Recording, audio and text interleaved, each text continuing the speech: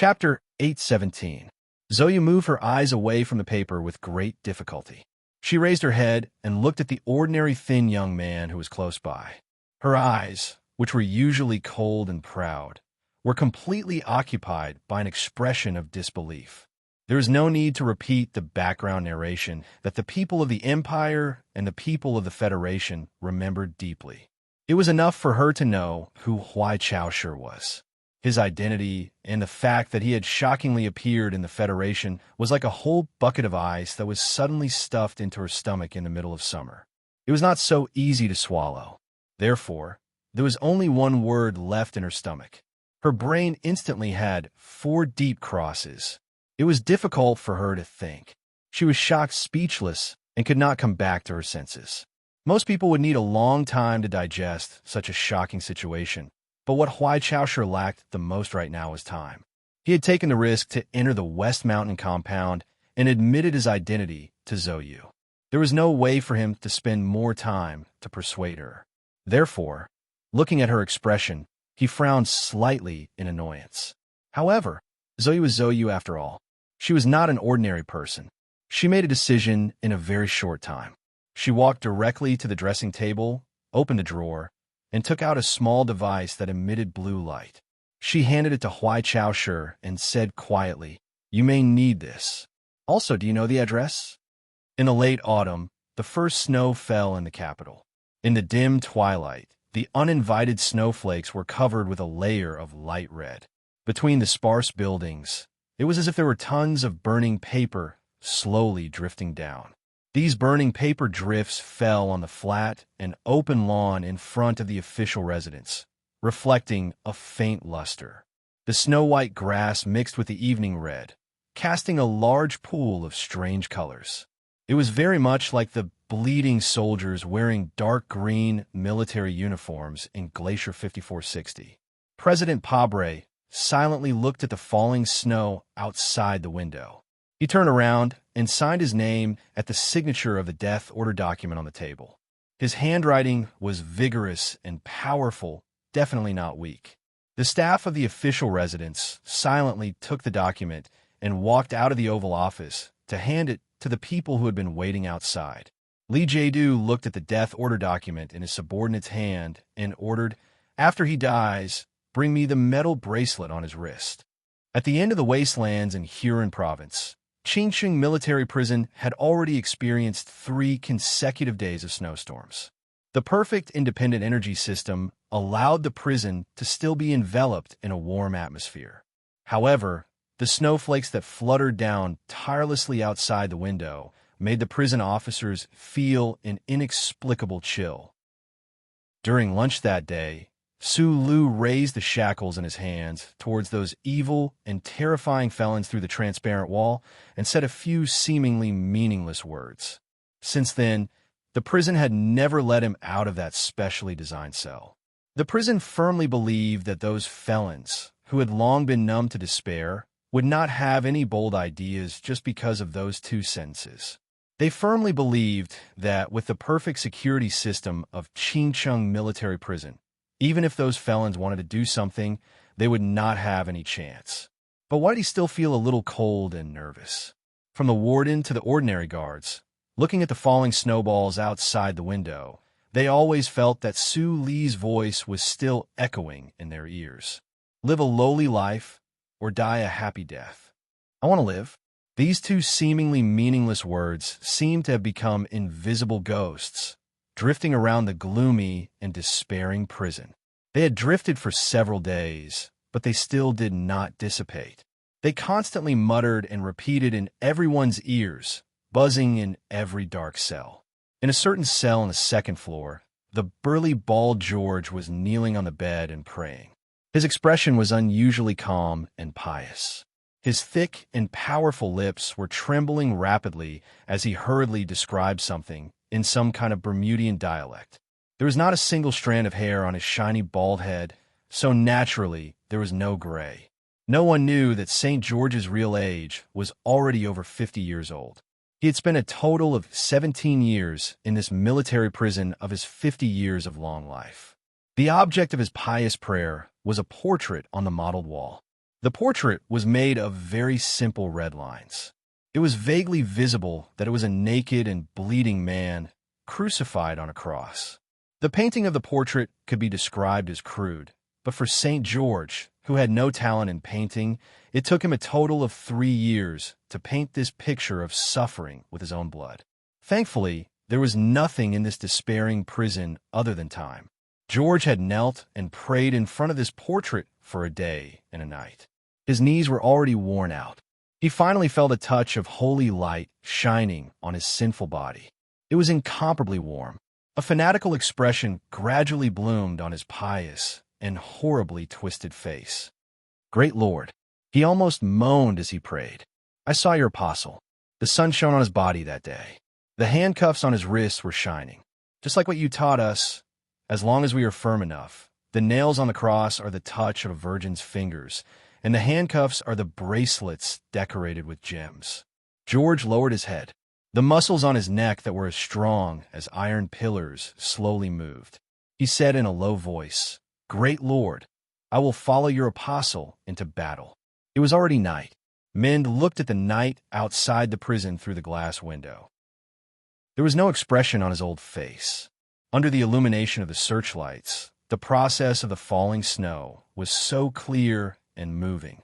That guy said he didn't want to die. Yeah, who would want to die? Although this world wasn't that beautiful, no, it should be said that it was so ugly. After tearing apart the wrapping paper of love, marriage, and family, it turned out to be disgusting maggots. But since he was here, how could he bear to leave? At least there was still such perfect and bright snow. Not only did he want to live, he wanted to get out alive.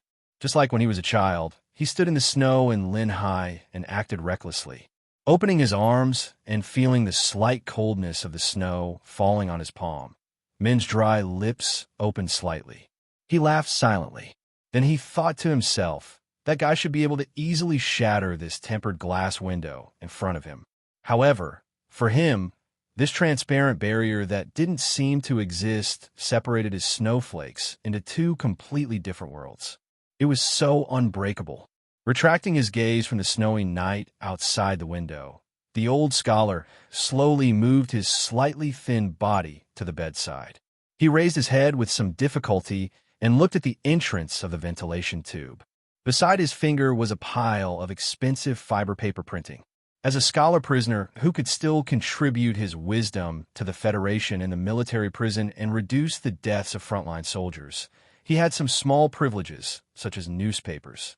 Also, this desperate prison had long been numb to the daily life of the prisoners, so it didn't care much.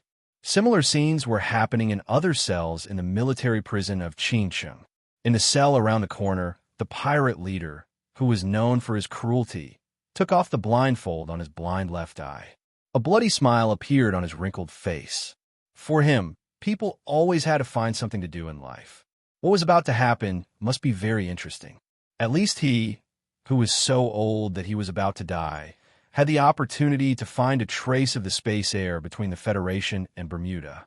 He had the pleasure of crazily robbing the smuggling ships of those big families. In the cell on the 3rd floor with a strange stench, there was also an old man. Because no matter how the prison tried to educate him, he was unwilling to increase the frequency of bathing, so the old man's hair was already tangled. It took him a long time to separate the hair with his trembling and skinny hands. He didn't know which corner of the room he was searching for, but he actually found a sharp and hard object. If one looked carefully, they could roughly distinguish that it should be a human calf bone that was sharpened. This was the last carnival riot in the prison a few years ago. The old man secretly took it from a prisoner who was beaten into a pulp. Then he very patiently sharpened it into a sharp bone knife.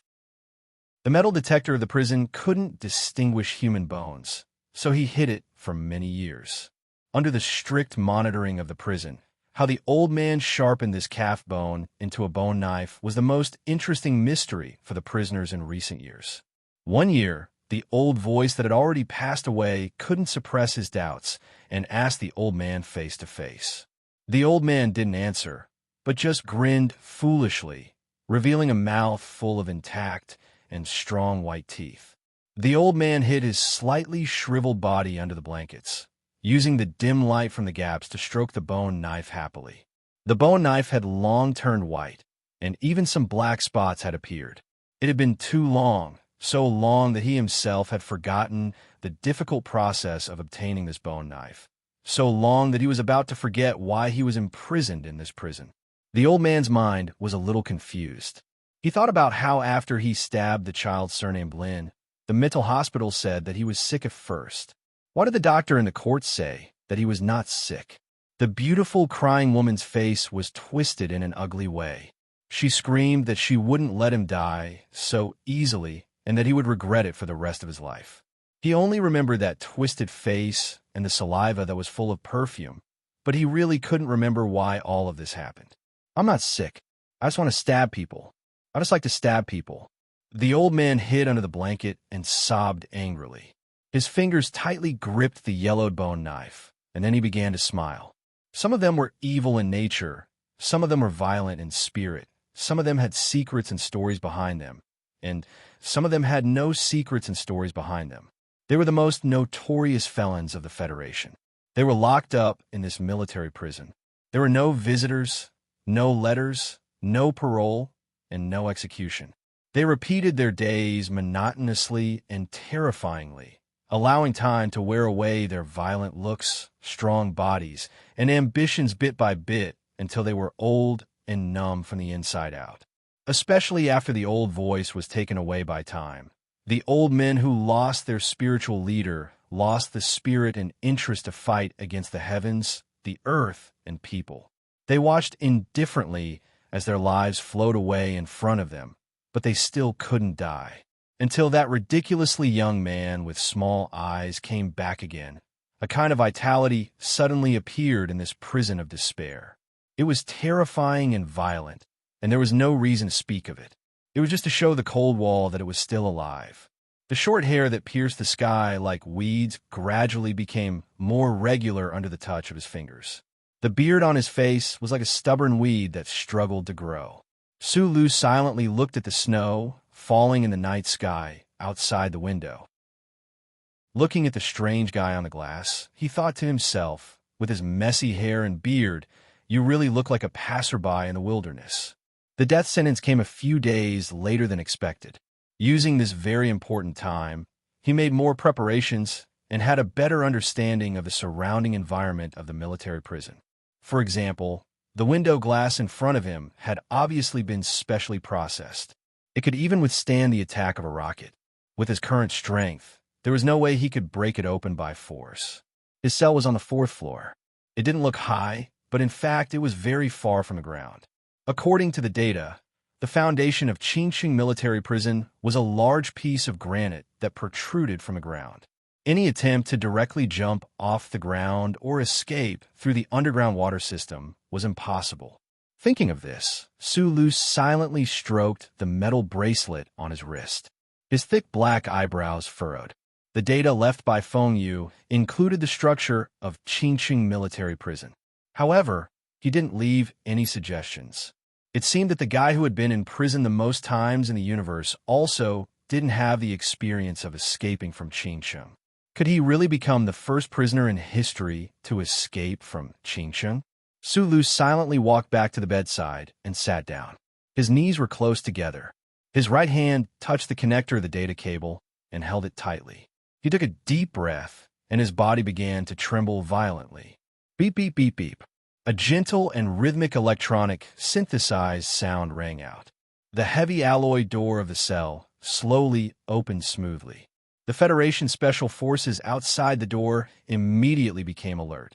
With a shocked expression, he raised the gun in his hand and aimed it at Sulu, who was beside the bed. Sulu didn't move at all. He just lowered his head and calmly looked at the magnetic shackles on his ankles. His hands quietly rested on his knees. Immediately after, a series of soft clicking sounds rang out from the inside of the Qingqing military prison. Each clicking sound meant that a cell had been opened. The gentle electronic sound suddenly became sharp and began to sound the alarm. The sharp sound of the alarm announced the official start of a riot that hadn't occurred in Qingqing military prison for a long time. It was unknown whether it was the bed sheets that had been ignited or some other flammable object had been ignited. Pungent smoke filled the entire prison in a very short period of time. Smoke was rolling out from every cell. For these old villains who had spent most of their lives here, it was not too difficult to understand that they used strange methods to hide the fire seed. The thick smoke blocked the view of most of the surveillance equipment. The staff in the central control room of the military prison were shocked to find that all the alloy doors of the cells were all open for some reason. Those old but still terrifying and brutal criminals had all run out. The thick smoke drifted between each floor. The sharp sound of the alarm was mixed with the exaggerated laughter of the old villains. The sharpened and yellowed calf bone reached out from the other side of the smoke and stabbed into the waist of one of the guards, causing blood to splatter everywhere. The slightly weakened old man held the bone knife and walked out excitedly and nervously. He stared with wide and confused eyes and walked through the smoke. When he saw a figure, he directly stabbed it. 1, 2, 3. The old and weak body couldn't walk too fast, but the old man's footsteps were unprecedentedly relaxed. He was very happy to stab. The sound of the baton piercing through the air rang out. The old man's back was ruthlessly hit. He fell down in pain. His trembling, skinny hand wanted to rub the painful wound, but he couldn't reach it. He looked particularly embarrassed. However, for some reason, when the prison guard behind him was about to swing the baton again, a puzzled expression suddenly appeared in his eyes. He painfully touched his throat and fell straight down. The old man who held the bone knife tightly climbed up with difficulty. His hunched body looked extremely short and small. He glanced at the unconscious guard with some lingering fear and said in confusion, "When there's smoke, you have to walk close to the ground. At the very least, you have to bend your body a little. You don't even know this. I don't know what your elementary school teacher taught you." After proudly recalling the escape education he received, the old man bent his body again. Tightly holding the yellowed bone knife, he slowly walked into the smoke and happily looked for the next guy to be stabbed. The former famous scholar of the Federation, Professor Mend, was still obediently staying in his cell after the riot started. He sat on the edge of the bed and stared blankly at the alloy door that was completely open.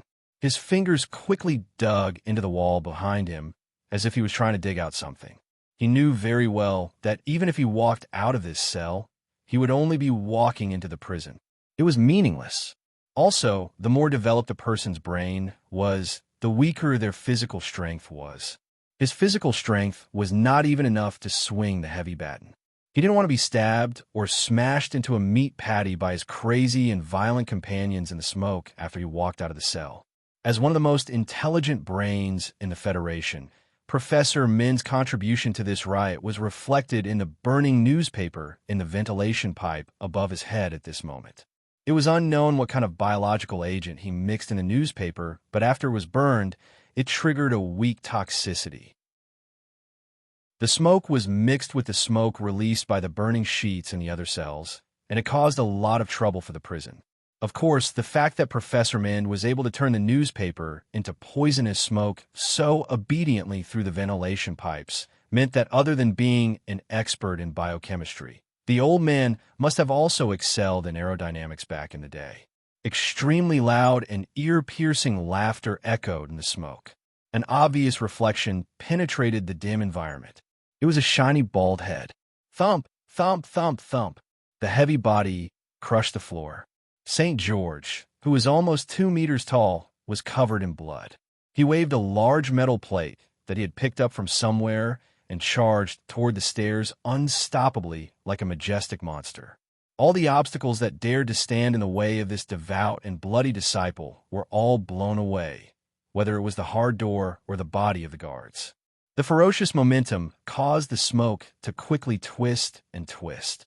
In a crackling sound, the hard batons broke in the middle.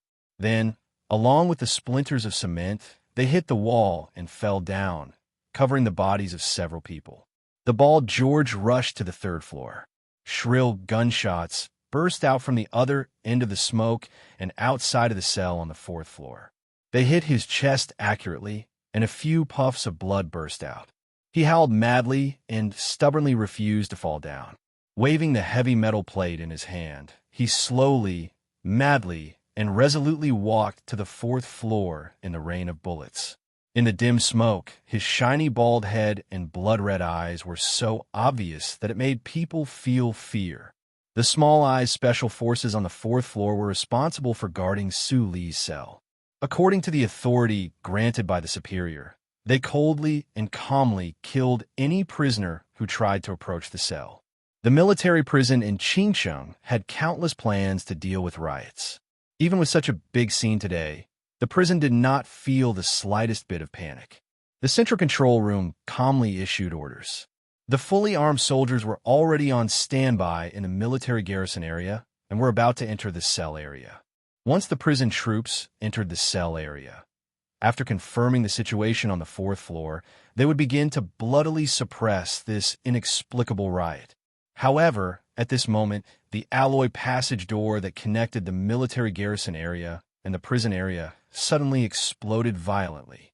The huge explosion directly caused the edges of the alloy door to be deformed, and the precision lock was destroyed. The prison troops would not be able to enter the prison area for a short period of time. Goodbye, my dear blindfold. In the smoke, the old pirate leader squinted his blind eye. The blindfold that was no longer there and the fake eyeball was the last resort of this former big shot. He had not had a chance to use it in the past few decades. Today, it finally caused an explosion.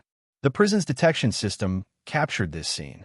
Since the induction machine gun suddenly sounded, after a very short click, the old pirate fell to the ground and could no longer get up. He stared at the alloy fence with his turbid eyes and looked at the anxious Federation soldiers on the other side of the fence. He coughed up blood and held back his arrogant laughter. The last resort that he had kept for decades. At least he heard a sound and caused some commotion. It was worth it to not follow his blind-eye death. The smoke gradually entered, and the alarm was screaming. There were shouts, bangs, and incoherent gunshots everywhere in the prison. Su Lu sat silently by the bed with both hands on his knees.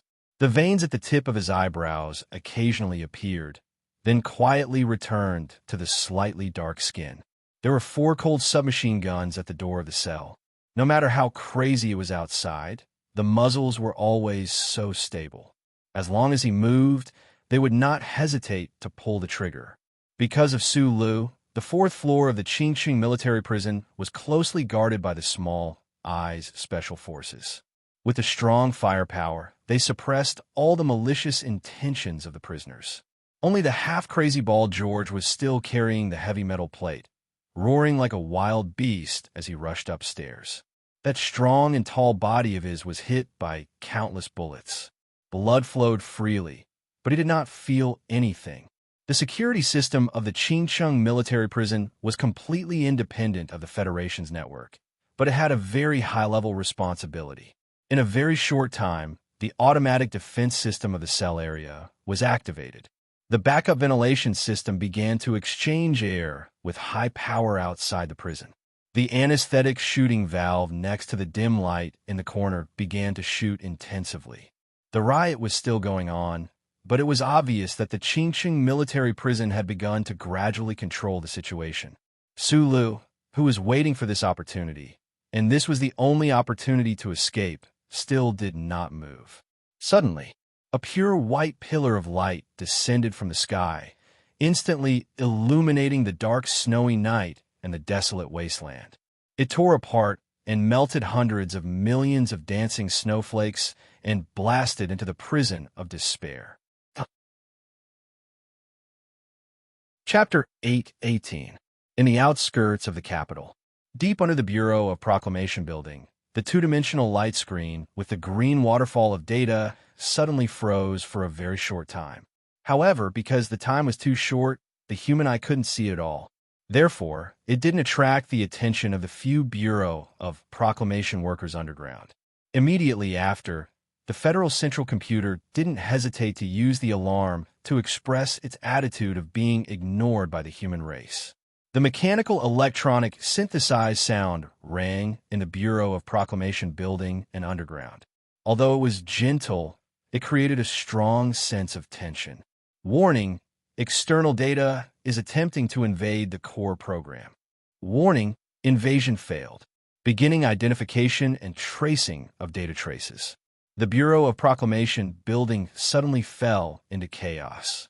From Director Chui Judong to the normal screen operators, they all listened to the alarm echoing in the building. Their hearts were filled with infinite shock. Who was able to break through the 81 layers of defense of the Federal Central Computer and directly invade the core program?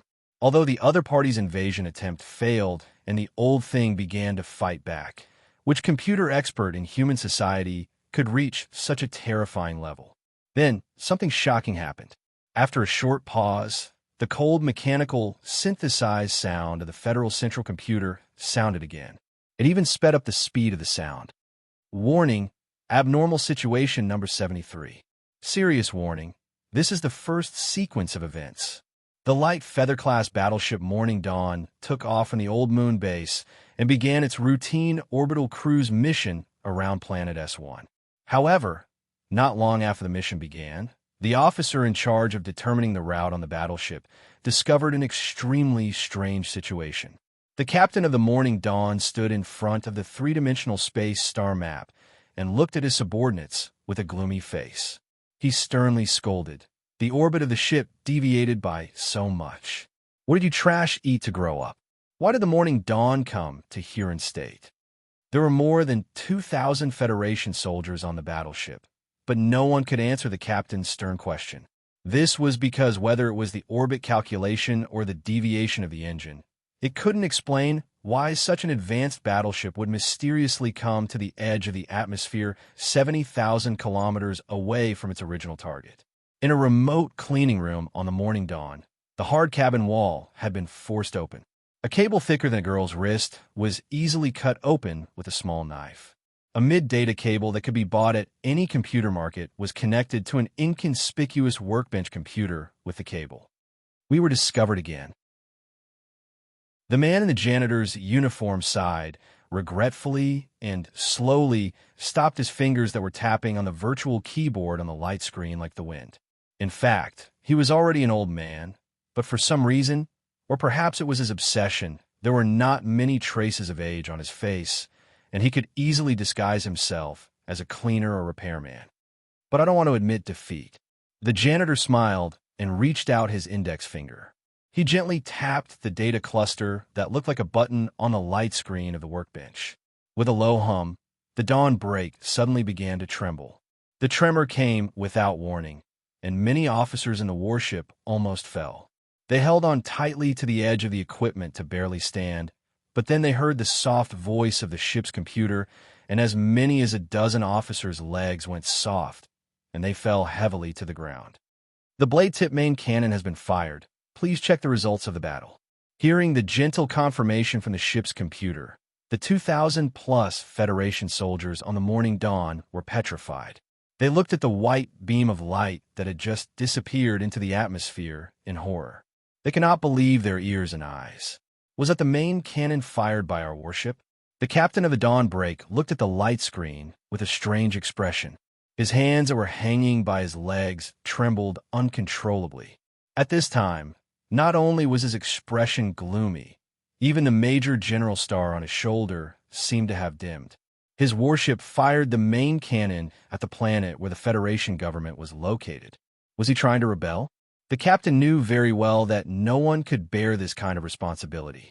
His military career would come to an abrupt end after he became a major general. What he was truly afraid of was whether he would be charged with crimes against humanity and locked up in that terrifying military prison. While all the soldiers on the Dawn Break were in a state of confusion and fear, the man disguised as a janitor had quietly left his original area and quietly entered the escape pod of the warship. Before leaving, the man turned around and looked at the dark blue and gray planet outside the porthole. He smiled coldly, revealing 2 rows of ugly yellow and black rotten teeth in his mouth.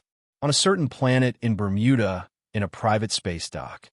Boss, the Linz laboratory has already given a verification report of the material we cut off last time. The material of the outer components of the spaceship should be a certain kind of alloy. Whether it's hardness or ductility, it's the best known alloy but they can't analyze all the elements and ratios in all the alloys.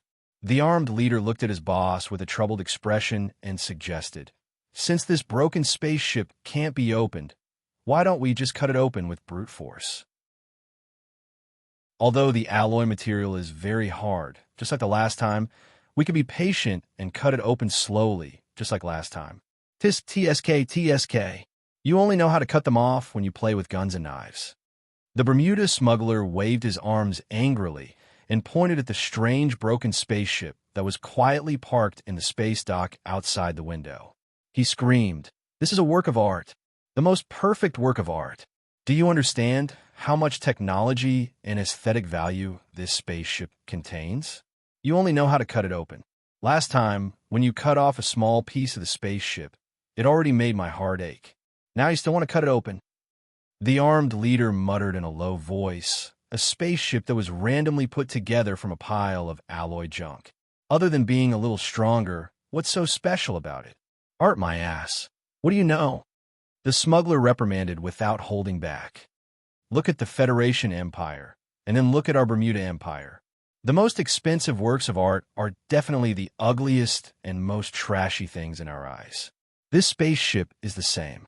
This smuggler, who had quite a high status in Bermuda, was almost robbed by this strangely shaped broken spaceship during the last smuggling trip. Who knew that the strange spaceship would suddenly lose all its power and be secretly dragged back to his private space dock by the greedy and bold man? In the eyes of the smuggler, this broken alloy spaceship was a work of art. It was also the riskiest and most successful investment in his life. He would not allow anyone to try to harm this treasure with violence. It seems that there's only one way to open it in perfect condition. The smuggler looked at the quiet, broken spaceship and said with emotion, "We can only wait for the people in the spaceship to open it themselves." The armed leader held his forehead and said helplessly, "How many days has it been? The spaceship has lost its power source, and the life support system has stopped working. The people inside must be completely dead. They have long become dried corpses. How can it open by itself?" As soon as he finished speaking, the broken spaceship that had been quietly parked in the docks suddenly lit up. The engine at the back of the spaceship suddenly roared. The staff in the dock were shocked by this sudden change. The smuggler and the armed leader behind the office glass looked at each other in confusion, not knowing what to say. "Intruder! Intruder! Activate immediately!" Accompanied by a cold mechanical electronic alarm, the broken alloy spaceship roared out of the dock and rose into the air. More than a dozen extremely thick fixed chains were broken in succession. In the air about a few hundred meters above the ground, the spaceship flew at an almost crazy speed. This dilapidated spaceship did not look like a spaceship at all. It looked like a few hundred metal dumpsters that were randomly piled together. As it flew back and forth at high speeds, the metal dumpsters looked like they were dangling and trembling, as if they would fall off the spaceship at any moment. The broken metal spaceship suddenly swooped down from the sky and instantly reached the dock, completing a move that completely violated the design philosophy of human aircraft. It silently floated above the people's heads. The spaceship sounded again, but for some reason, the cold mechanical electronic voice gradually turned into a very human voice. One could even hear the fear and confusion of the owner of the voice. "Who am I? Who am I? Who am I?" The voice repeated the question 3 times in a row, and then suddenly became extremely angry. It roared at the people in the dock. "I feel that I should be an omnipotent existence. Why is my body trapped in this cramped, dirty, mechanical, cold, and broken spaceship? Why? Did you do it?" Adding so many negative comments to the spaceship that it was in so easily and continuously, it was obvious that the anger of the voice was very real. "It's not me who did it." The smuggler was full of fear of the unknown. He replied with a trembling voice, his teeth chattering. When he thought that he might have offended the mummy empire that could develop such an advanced spaceship, he wanted to die immediately. The broken metal spaceship shouted angrily, "Tell me who I am first, or I'll kill you." The smuggler and the armed leader opened their mouths wide and pointed at each other with their fingers, anxiously trying to think of a name for each other. but in such a nervous and chaotic state of mind. How could they do it? I am Xiao Fei. Suddenly, the voice of the broken metal spaceship said hesitantly. Then, the voice became clearer and clearer, more and more certain, and more happy. Yes, I am Xiao Fei. Phillips Fei. But why am I trapped in this pile of broken metal? Damn it, and it's castrated. There was no telling whether it was the second personality of the old guy after his schizophrenia or the rebirth of the remaining information left in the spaceship before his death. In short, a brand new life, Xiao Fei was controlling the only spaceship that he could control, flying to the distant space zone of the Federation. The tri-winged spaceship was like a streak of light, cutting across the night sky of Bermuda. It was extremely beautiful. The smuggler behind the window wiped the sweat on his forehead with trembling hands and said to the armed leader who had a pale face next to him in a hoarse voice, "If he comes back to find the part that was cut off, I have to admit that it was you who did it." That beautiful, pure, white light beam pierced through the atmosphere and instantly melted countless snowflakes. It silently fell into the military prison. There was no explosion, no fire, only the high temperature formed by the terrifying destructive energy. In an instant, it left behind a black hole that went deep into the Earth's crust. The staff in the central control room of the prison got up trembling and walked forward. The metal floor not far away had been burned into a smooth curve, and the shape of liquid metal droplets could be seen at the edge. There was nothing in the middle. The computer rack, the central control computer on the rack, and the cup of coffee next to the computer case all turned into smoke and disappeared in an instant. Looking down, there was a large hole that pierced through several floors of the floor. It penetrated deeply through the hard granite of the base. Looking up, there was only a large black hole in the dome of the prison. The snowflakes that filled the sky were pouring in along with the cold wind, whistling and dancing in all directions. There was no explosion or fire, but the temperature in the prison suddenly rose, and the oxygen content in the air seemed to have a clear process of decreasing. Instinctively, both the old villains and the Special Forces soldiers on the fourth floor subconsciously looked in that direction. The beautiful beam of light that fell from the sky made the chaotic and crazy riot suddenly come to a halt. Sulu, who had been sitting silently on the bed, took advantage of this very short time to move. His body moved before he moved. His left hand grabbed the Special Forces soldier at the door from afar. His fingers made a crackling sound, and a strong chi gushed out from the cell. It was as if there was an invisible force, and it actually took the gun from the soldier's hand. The Special Forces soldier outside the prison cell turned around in shock, but he could only see the alloy door closing quickly. Sulu pulled the trigger and destroyed all the monitoring devices in the prison cell. Then he twisted his arms strangely to the back of his head with a calm face. The metal bracelet on his left wrist had already opened, and the sharp metal thorn inside it buzzed slightly and aimed at the back of his neck. In his heart, he provoked the cold computer that occupied the old man's body almost crazily. "I know you can see it. Try to kill me and see." Without any hesitation, he slightly tightened the muscles on his left wrist, and the metal thorn that protruded from the bracelet suddenly popped out, penetrated his skin and muscles at a high speed until it penetrated the cervical vertebra and accurately entered the tiny chip deep in the bone graft.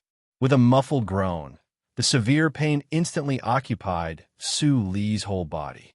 His face was paler than the snow outside the window, but he refused to faint. He quickly closed the bracelet, spat out a very thin metal wire from his mouth, and began to remove the 3 alloy handcuffs on his arms.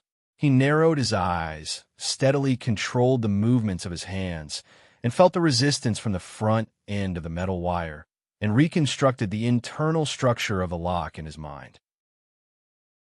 With a click, the first handcuff was opened. Then, the second handcuff was also opened. Snatching the gun, closing the door, firing the gun, removing the chip, and removing the handcuffs, he completed these actions without any hesitation. Like a snow cloud blown by the wind, like a smooth flowing river, extremely fast but not panicked. The coherence between the actions was very rhythmic and very clear. At this time, any panic would lead to death. Even if the situation was very tense and life and death were on the line, the calm mind of a repairman from Donglin Repair Shop was still strong enough to control all of his actions. With a low, muffled sound, the heavy magnetic shackles on his ankles were finally removed. However, Su Lu did not immediately move to the next step. Instead, he narrowed his eyes, and his fingers pinched the metal wire and quickly operated the shackles on his ankles. Finally, he flipped a hidden switch on the chip's south bridge. He threw the magnetic shackles far away to the ground near the window, and with a muffled groan, he forcibly lifted the fixed bed to barely cover his body. Outside the cell, the members of the Special Forces looked at the tightly closed alloy door in front of them, and their faces were pale. This cell was specially designed, and even Su Lu would definitely not be able to escape. However, they did not know why, but looking at the tightly closed alloy door, they always felt extremely cold. They could not see the scene in the cell, and they could not hear the sound in the cell, but they knew that the other party was trying to escape. The member who had his gun taken away felt a strong sense of uneasiness and began to madly smash the door. The small red eye pattern on the armband became particularly ferocious and terrifying with the intense movements. The commander of the Special Forces listened to the order from the earpiece, waved his right hand forcefully, and shouted, "Detonate!" Boom! The electrically controlled bomb in the magnetic shackles instantly detonated. The bomb that was enough to blow Su Lu into pieces only blew a hole in the ground near the window that was barely big enough to pass through. Su Lu threw away the burning bed in his hands, and without hesitation, he silently rushed towards the hole. That night, when he was madly smashing the door in the cell, he had already discovered that this specially designed cell was unusually strong. Instead, the ground, which the designer did not expect, was relatively the weakest side. The electrically controlled switch that he had flipped in the end weakened the power of the bomb in the shackles, but it was still enough to explode. Amidst the falling cement debris, Su Lu descended from the sky and arrived at his cell on the 3rd floor. The moment his feet touched the hard ground, his next action was to extend his left arm. Professor Mend, who seemed to have waited for him for a lifetime, did not show any expression of surprise. He silently patted off the cement debris on his body, walked forward, and stabbed the syringe in his hand into Liu Boyan's left elbow. There was no need for a plastic rope, no need for padding, no need for disinfectant, and no need for the nurse's sweet comforting. The sharp needle pierced through the cloth accurately and accurately stabbed into Su Li's vein, pushing the medicine in almost violently. Perhaps the needle pierced through the vein wall, and some of the medicine flowed into the muscle, but these two people definitely did not care about these insignificant details. Su did not have time to ask Professor Mend where he got the syringe and medicine. He took a deep breath and activated the burning power in his body, stimulating the medicine to flow faster in his vein. For the past few days, the military prison in Chingcheng had been injecting muscle relaxants into his body. Although he had been resisting with his strong body, muscle relaxants were not biological toxins after all. They were extremely close to the double fiber of his muscles. Without the help of the professor downstairs, he definitely would not have been able to complete the follow-up plan. Professor Min glanced at him, probably wanting to ask what he should do next. The smoke in the corridor outside the cell was gradually fading, and there was already the sound of hurried footsteps. Su Lu took the syringe from Professor Min's hand, narrowed his eyes slightly, and looked at the transparent glass on the window. He took a step forward and arrived in front of the glass. It was just a simple step, but the well-proportioned muscles on his body were like breathing steel. Under his skin, they tightened and undulated. The majestic power instantly spread throughout his body. Finally, it faintly seeped through the bones of his arm and passed to the needle. The sharp but exceptionally thin metal needle seemed to magically harden at this moment. Making a low hum in the air, Su Lu silently raised the syringe and stabbed it into the hard tempered glass. The strength that had increased after the injection was all concentrated on the thin needle tip. Pew, pew, pew, pew, pew. A series of dense, crisp sounds rang out, like 12 male woodpeckers angrily pecking at an empty tree to show that they were occupying territory, or like hundreds of needles landing on the smooth and hard surface of the mecha. The needle in his hand stabbed the tempered glass dozens of times in an instant, like a storm, as fast as lightning. A perfect circle appeared on the hard tempered glass, and at the same time, there were 3 lines that converged from the circumference to the center, like a capital letter V. Su Li's fist smashed into the center of the letter V. When his fist came into contact with the hard surface of the glass, he couldn't help but think of a certain scene from years ago. In the 4 States Mountain Foundation building, when he broke through the security door and killed Macklin, or rather, when he killed his uncle, he had also used this method. The hard glass shattered like the snow outside, but as soon as a crack appeared in his heart, it was fiercely mended. "Take me away," Professor Mend shouted behind him. The cold wind that poured in from the window messed up his white hair. Sula didn't answer. His right hand grabbed the professor's neck, and he wrapped the professor in a blanket. With a kick of his feet, he jumped out of the broken window. Allure Military Prison was built on a protruding piece of granite, surrounded by flat wastelands. From afar, it looked like a strange retro castle building. Although this cell was on the 3rd floor, it was at least 20 meters away from the ground. Even if Su Lu was in his peak condition, he wouldn't be able to escape unscathed from jumping from such a high place. Not to mention that he was carrying a living person and a quilt in his hands. The 2 people fell from the sky, whistling through the air faster and faster than the fluttering snowflakes, and directly smashed toward the ground. When they were about 5 meters from the ground, Su Lu raised his eyebrows. He suddenly exerted strength in his right hand and threw Professor Mend, who was wrapped in the blanket, diagonally out. Meanwhile, he landed on the snowy ground without any fancy moves. After 3 days of continuous snowstorms, coupled with the fierce winds in the wasteland, a thick layer of snow, nearly 4 meters high, had accumulated under the outer wall of the prison. With a muffled thud, Su Lu smashed into the thick layer of snow, splashing up a few inconspicuous pieces of snow.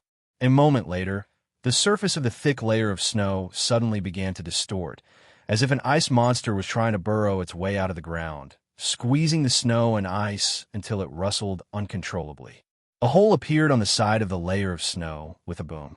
Su Lu, covered in snow, rushed out at high speed, charging forward. The bullets fired from the firing platform in the direction of the prison grazed past his footprints and sank into the snow, creating a neat row of bullet holes.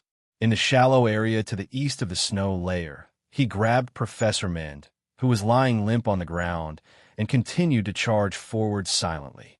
His feet darted left and right on the snowy ground, perfectly displaying the evasive maneuvers of a mecha battle. He narrowly avoided the increasingly concentrated shots behind him. He ran at high speed on the snowy ground. It looked like he was running aimlessly just to avoid the bullets behind him, but in reality, he didn't move much from left to right. He ran steadily in a straight line towards the east. In the blink of an eye, he had already crossed the first line of defense of the military prison. Then, he covered both of their bodies with a blanket. Without any hesitation, he crashed into the electric net that was already covered with thin icicles. After calculating that the electric current was limited in the ear-piercing sound of tearing metal, this electric net was directly torn open by Su Li's terrifying speed and machine-like body. Finally, they reached the forest outside the prison. If they continued to head east, they would enter the wasteland. Su Lu was still silent, not slowing down. Professor Mend, who had been held in his hand the whole time and forced not to make a sound, began to speak with a trembling voice. "Although my wife is a little too talkative and loves money too much, she's not a bad person. I really don't want to kill her. I just want to kill her disgusting parents. Who knew she would leave work early? The wife's parents are all men's natural enemies. Ha ha." The professor murmured something in a low voice and then slowly closed his eyes. Su Li's footsteps suddenly stopped. He found that there was a terrifying, bloody hole in the old man's chest. He didn't know when he was hit, but he couldn't help but squint. Putting Min's body on the snow, he gripped the gun on his shoulder tightly and continued his escape in silence. With the help of the map and the bracelet, he had already planned a route after escaping from Qingqing military prison. The charter computer couldn't locate him. As long as he passed through this forest and forcibly broke through the 3 ground defense lines, this escape would be completely according to his plan. I can't let you live, because if you live, you will definitely go to the Empire. Right at the edge of the forest, a tall and strong figure appeared in the night. Snowflakes fell on his shoulders, but they didn't melt. Instead, they were directly shaken away. Looking at him blocking his way, Su Lu stopped again. He frowned and said, "I won't go to the Empire." The tall and strong figure slowly walked toward him. At this moment, the high-powered searchlight network of Qingqing military prison was all turned on. The wilderness within dozens of square kilometers, including this forest, suddenly became abnormally bright. The heaviness and ruthlessness between the young colonel's brows were very clear. "People of the Empire have to go back to the Empire," Madman Li said with a complicated expression. "The Empire already has a princess. If you were to join us, I won't be able to handle it alone." Su Lin knew what to say in this situation, what to explain, so he just narrowed his eyes, took down the MP5 submachine gun on his shoulder, and pulled the trigger in that direction. Almost at the same time, the Qian light machine in Madman Li's hand also rang. The bright and beautiful bullet tip instantly cut through the already bright snowy night, but it didn't hit anyone's body. This was because when they pulled the trigger, both of their feet were deeply embedded in the soft snow, driving their bodies to abruptly increase their speed and begin to dodge. The 2 strongest men of the Federation finally began a battle that belonged to them. How astonishing was the momentum, and how frightening was the speed. The snowy ground in the forest suddenly exploded into countless snowflakes. The terrifying sounds of gunfire continued without end. The shrapnel danced and then fell through the air, striking deep into the snow or withered tree trunks. While shooting, they dodged at high speed. Their speed seemed to have already surpassed the speed of the bullets. It was as if they were 2 lines circling some invisible center, running clockwise on the snowy ground at high speed. In this world, only a battle between these 2 could create such a strange situation. Madman Li's mad dash was incomparably mighty and ruthless. The snowflakes roared and shook behind him. In contrast, Su Li's dodging seemed even more nimble and fleeting. Other than shallow footprints, he actually didn't leave any traces on the snowy ground. The circle formed by the footprints on the snowy ground shrank inwards. The bullets of the guns in their hands had long since been exhausted. As they finally collided in the center of the circle, both of their hands attacked each other at the same time like lightning. It was also a powerful close combat technique inherited from the Lees of Philadelphia. With a bang, the strength of the snowy ground violently spurted out. After rapidly compressing, it exploded, shaking the snowflakes that filled the sky and suddenly drifting away. It was unknown how many withered trees above their heads were instantly broken. Su Lu, who was mentally and physically exhausted, was ultimately not an opponent of Madman Li, who had been silently waiting for a long time. He was shaken and flew diagonally, falling heavily onto a tree trunk. Blood dripped from the corner of his mouth. His squinted eyes were still bright, but they began to reveal a faint self-deprecating smile. He didn't want to fight. He only wanted to escape. He only wanted to live. However, he was stopped here by this madman. From the other side of the searchlights of Qingqing prison, the faint whistling of helicopters could be heard in the distance. Madman Li pressed forward step by step with a complicated expression. Suddenly, he stopped. His clear and handsome black eyebrows suddenly rose. He looked into the depths of the forest and suddenly felt an unprecedented danger approaching. The snow in the forest was chaotic. The wind suddenly rose. Sulu suddenly felt a gust of wind pass by his cheek. That person rushed over from the depths of the autumn forest at high speed. Along the way, he was wrapped in wind and snow. He didn't hide at all. It was unknown whether it was because he didn't have time to hide or because he disdained to hide. Like a bright bolt of lightning, he directly smashed toward Madman Li, Facing an unprecedented sense of crisis, looking at the person who shook the snow like a god, Madman Li's scalp went numb. He clearly smelled the smell of death. He was not afraid. Instead, his fighting spirit soared. He madly and violently roared. The military uniform on his body was completely shattered. All the strength in his body collectively erupted and fiercely met the attack. Under the violent burst of strength, the drifting snowflakes were like shrapnel.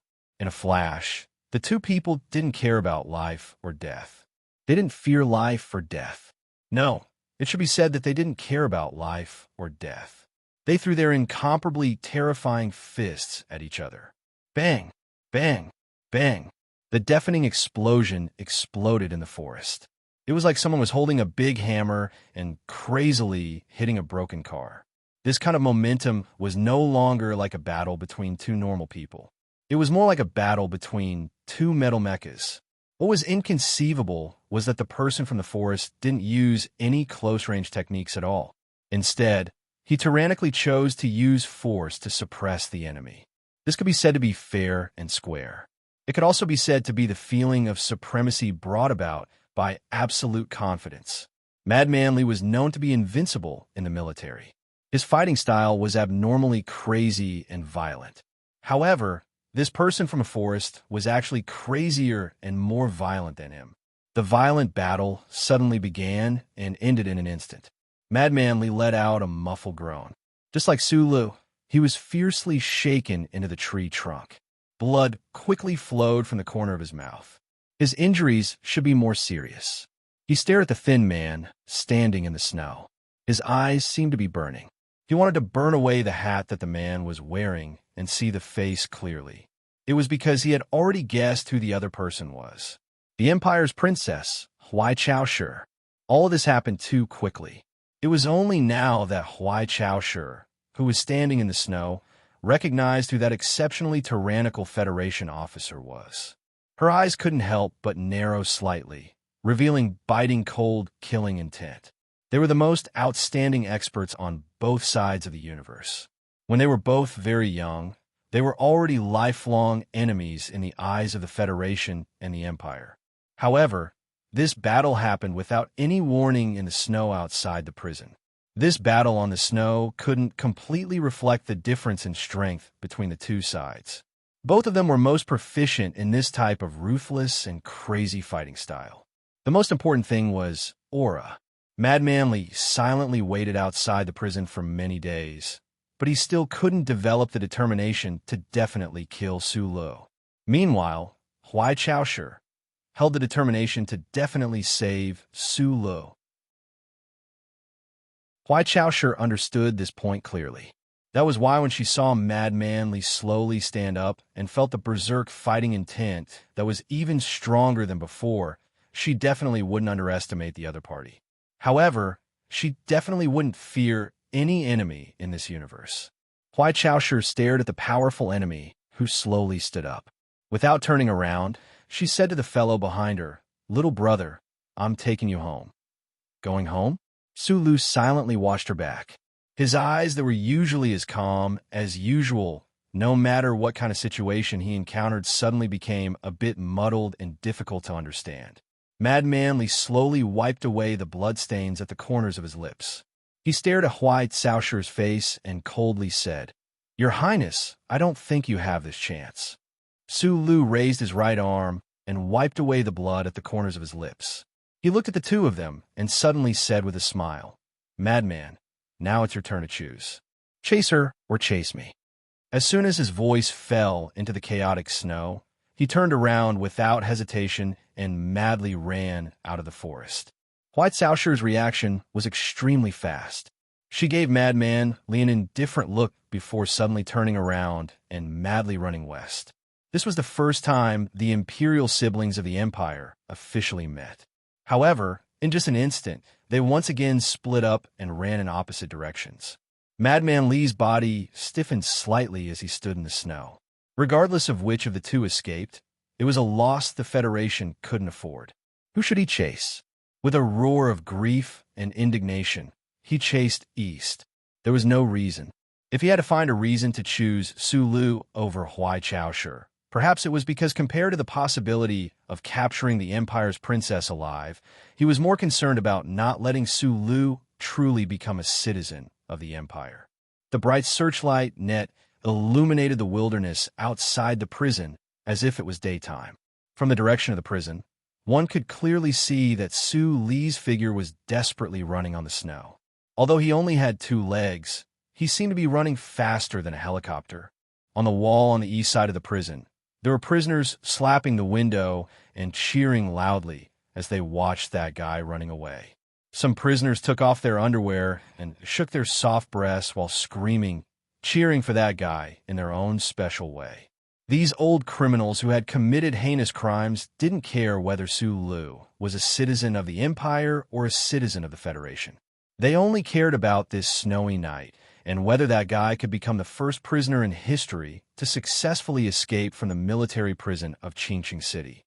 In the snow not far from the prison, a few police dogs smelled the scent and led the military police to the body of the former famous scholar of the Federation, Professor Mint.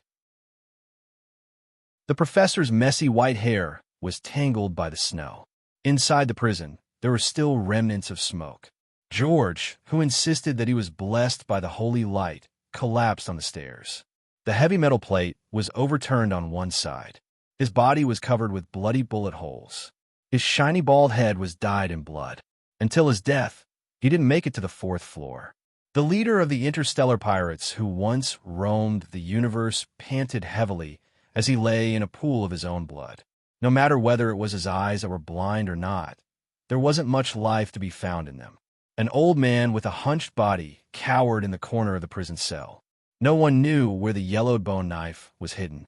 The long snowy night passed. The sun rose. At the edge of the wasteland was a green peninsula that extended to the sea. The island was filled with lush plants that did not match the season and was full of vitality. Below the island was a sharp reef. With a bang, Sulu stepped on the wet and soft soil of the peninsula. His thin face was flushed due to extreme fatigue. His body was shaking so hard that it seemed that he could collapse at any time. For 100 meters behind him, Madman Li, who was also extremely tired and on the verge of collapse, finally relaxed after confirming that he had chased him into a dead end. He greedily breathed in the slightly moist and salty sea air. Further behind him, the blurry shadows of more than 10 Federation helicopters appeared on the horizon. The low roar came from afar and was instantly swallowed by the loud sound of waves hitting the reef. It was hard to believe that these Federation helicopters, which were known for their high mobility, couldn't outrun the 4 legs of Sulu and Madman Li. After a short break, Su Li's narrowed eyes flashed with a strong sense of determination. He dragged his legs that seemed to be carrying several tons of mecha components and sprinted towards the sea with great difficulty. His feet stepped on the green plants on the peninsula, and for some reason, it seemed to be getting easier and easier. Madman Li stared at his back, strong confusion flashing through his eyes. He didn't know why that guy was still holding on. The sea in the distance had long been controlled by the Federation Coastal Patrol. Where else could he run to? Looking at that guy who was struggling to move forward on the island's rugged path, he thought to himself, fall, hurry up and fall. However, Su Lu still didn't fall, so he could only raise his tired legs again and chase after him. As if it was his last run, a run from a city of despair to the sea of despair, Su Lu ran to the shore full of sharp reefs. He suddenly stopped, turned around, and said with a smile, "Hey." Li Feng sat down on the slippery gravel and asked while panting, "What is it?" "There are 2 things I want to tell you." "Speak." "The first thing is, without the help of those guys, you wouldn't have been able to catch up to me. Do you know why?" Madman Li frowned and asked why. Su Lu answered very seriously, "Because you're heavier than me." "The second thing is..." The small-eyed man turned around and looked at the roaring sea under his feet and said softly, "You guys won't be able to catch me anymore." Madman Li slowly narrowed his eyes and stared at his back on the reef. He said sternly, "Suicide is the act of a coward." The waves surged fiercely towards the reef, as if wanting to swallow everything. Under the illumination of the rising red sun, they formed a transparent wall. A rock will never commit suicide. Su Lu smiled, his neat white teeth reflecting the warm sunlight, and then he jumped down from the reef. The figure smashed through the seemingly solid and transparent wall of water and threw himself into the cold and angry sea. Then he swam down with all his might, deeper and deeper, as if he wanted to swim to the deepest part of the sea and become a truly free fish in that home that belonged only to him. Chapter 819. The red sun leapt into the sky. The angry ocean, seeing that it could no longer restrain its rise, returned to calmness resentfully.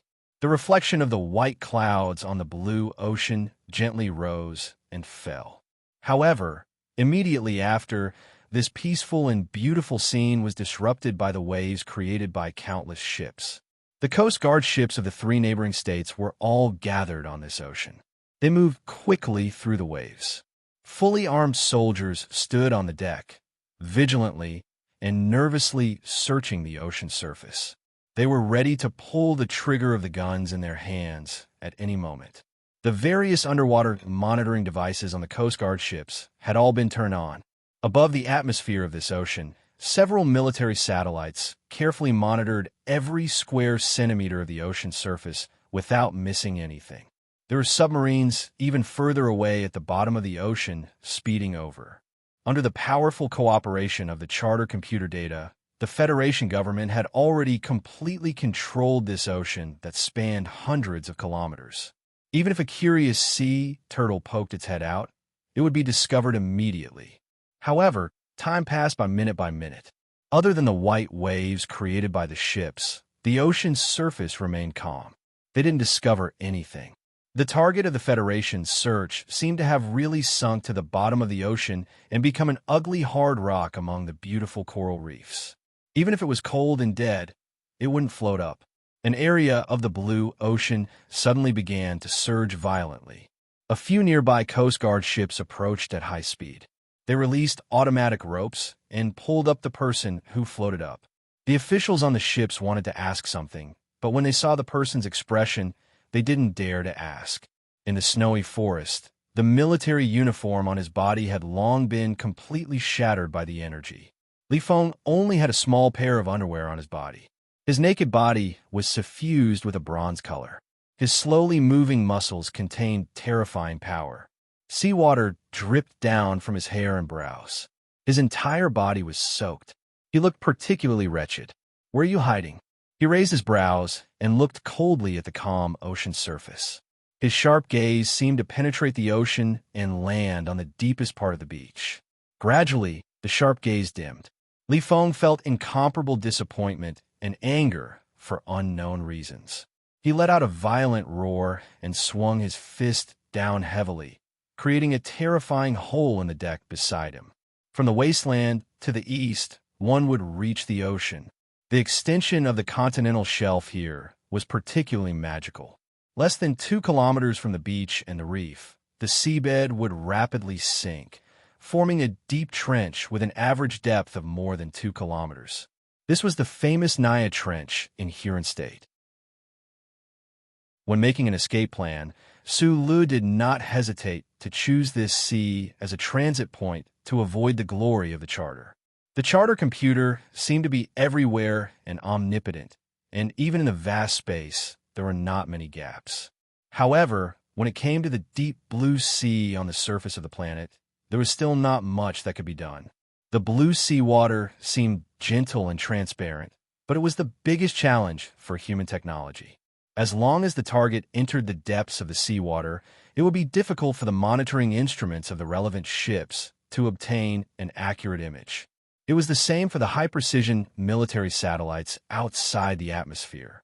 In other words, the glory of the charter could not completely illuminate this blue sea. Su Lu might have dived to the real bottom of the Naya Trench, which was as deep as 18,000 meters. The heat loss caused by the low temperature was not considered. The most important problem was that without the help of professional equipment, no matter how strong the human body was, it would not be able to withstand more than 1,000 atmospheres of pressure. His current location was on a light-colored water cliff 312 meters below the sea. What did 312 meters mean? The Federation's record for weighted diving was 110 meters, and the record for unrestricted free diving was 199 meters. Even the best divers would only accelerate to a certain position with weights on their backs when they were doing unrestricted free diving. After that, they would immediately throw away the weights and quickly rise to the surface of the sea. No one dared to stay in that kind of extreme position for too long. According to legend, the brave person who set the record for unrestricted free diving in the Federation was intoxicated by a certain light in the darkness of the seabed when he was trying to break the 200 meters record. He stayed there for a moment and became a heroic soul in the blue sea from then on. And Sulu was sitting cross-legged with his eyes closed on the cliff 312 meters under the sea. No one knew how long he had been sitting there. His skin had been soaked in the sea for too long. It was pale white and was about to lose its elasticity. However, the muscles under the skin were still very elastic. They contracted and relaxed rhythmically as if they were alive. They resisted the omnipresent pressure of the bottom of the sea. His bones, which were several times harder than normal humans, did not feel any pressure at all. His lungs were filled with seawater. There was no trace of air, which balanced the pressure inside and outside the body. Therefore, there were no tiny bubbles escaping from his mouth and nose. He slowly raised his head and squinted his eyes to look up. His eyes penetrated the dark blue seawater and caught all the light. He stared at the distant sea that was about to become a hole. Madman Lee had been here before. She was more than 100 meters above his head. She did not notice him at all. Even if she saw him, she would probably only think that the messy short hair was the seaweed that stubbornly survived in the sea. After all, no one would have thought that someone could dive so deep into the sea. There was no need to deliberately control it. The scorching power turned into countless fragments and wandered in Su Li's body, making up for the damage and providing the oxygen needed for survival. On the Empire's Red Rose, he was interrogated by the experts of the Intelligence Bureau using water torture. At that time, he was already able to stay in the water longer than normal people. Later, he was reborn in the hospital bed of the Empire. His meridians were shattered, but he made another breakthrough. After escaping in a foam lake, he was able to swim freely like a fish. This was a very strange state. Sulu, who was in this state, had never figured out whether he was squeezing the oxygen in the lake and sea water through his skin and lungs, or the magical genuine chi in his body directly turned into the oxygen needed by his body. However, this was not important. He only needed to know that he could survive in the sea for a long time, but the Federation government did not know. This was enough. It was because of this magical ability that he chose the Naya Trench, or it could be said that the Blue Sea chose him. Then, he became the first person in history to successfully escape from the military prison of Chinching. On a certain remote beach, countless water droplets suddenly dripped down. The soft and delicate beach was hit so hard that it looked like the bandit sign of a famous interstellar pirate. The coconut trees did not feel the cold of the north at all and stood proudly in the wind. The sky was full of wind and rain. Someone was coming from the sea. The tired figure directly broke through the waves and walked to the beach. The bare feet that were soaked stepped on the wet and soft beach. It was like stepping on a hot red stone. It was extremely painful. Maybe it was because of the pain, or maybe it was because he had just completed 20,000 miles under the sea. The magnificent feat was too weak and tired. When the figure just walked to the beach, he obviously could not control his body and stumbled. It was not until he ran into the shadow of the coconut forest that his movements became coordinated and faster. He opened the bracelet and opened the map. He squinted his eyes and carefully checked for a few minutes to make sure that he did not deviate too much from the planned route. This coconut forest beach had not been developed yet and was a low surveillance area. Relying on the unkillable cockroach spirit and the breath in his chest, he valiantly moved his feet again. He desperately accelerated and rushed to the coconut forest. Running out of the coconut forest, a vibrant green came into view. there was also an electronic wall. The charter laws of the Federation were as complicated as the stars and as vast as the sea. However, whether it was the former dynasty or the later Republican Federation, His Majesty the Emperor and the Parliament had overturned many old laws and made new laws. Other than the unshakable First Charter, the only laws that could be maintained from generation to generation after the catastrophe to the present were the citizen privacy regulations and the wildlife protection regulations. The electronic walls that covered all the regions of the Federation strictly separated the human society from the wildlife protection areas. The area of the protected area was extremely large, so the length of the electronic walls was even more astonishing. Some busybodies had done some calculations. If the electronic walls of the 3 regions of the Federation were connected, they could connect S1 to the 2 moon bases. As for the terrifying amount of resources used to build these electronic walls, it was enough to support 2 large-scale space wars. The walls made meat lovers who followed their instincts extremely painful and angry. They could only watch the wildlife on the other side of the wall live their beautiful lives. Sometimes, they couldn't help but wonder whether it was the humans who were observing them from the other side of the electronic wall, or the animals who were watching them with contempt and sympathy. The walls gave rise to the underground black market of wild meat in the various regions of the Federation. Wealthy families who had the ability to ignore the HTD Bureau domesticated animals in their own manners and then sold them to secondary street vendors. However, not many people dared to cross the long wall because the glory of the charter was watching everything indifferently. Sulu was an exception.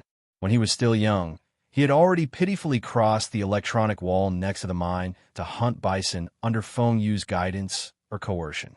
Now that he was on the run, although he lacked the small blue light device, it wasn't difficult to cross the wall. His bare and pale feet stepped on the soft green grass, as if he could feel the protest of the grass, as well as the fresh aura of life. Sulu strolled on this green grassland, a smile of true joy appearing on his face. When it was close to dusk, he encountered a herd of strong bison. The familiar scene made him squint his eyes. The leader of the herd of bison was, without exception, a lustful and ferocious bull. It stared at the unfamiliar intruder with its round eyes in surprise. After a while, it became angry without exception. It breathed out and began to dig the soil with its front hooves, preparing to charge. It had spent half of its life in fierce battles with leopards and lionesses. Except for those cruel, greedy, and cowardly baboons, it had never seen anyone who walked on 2 feet.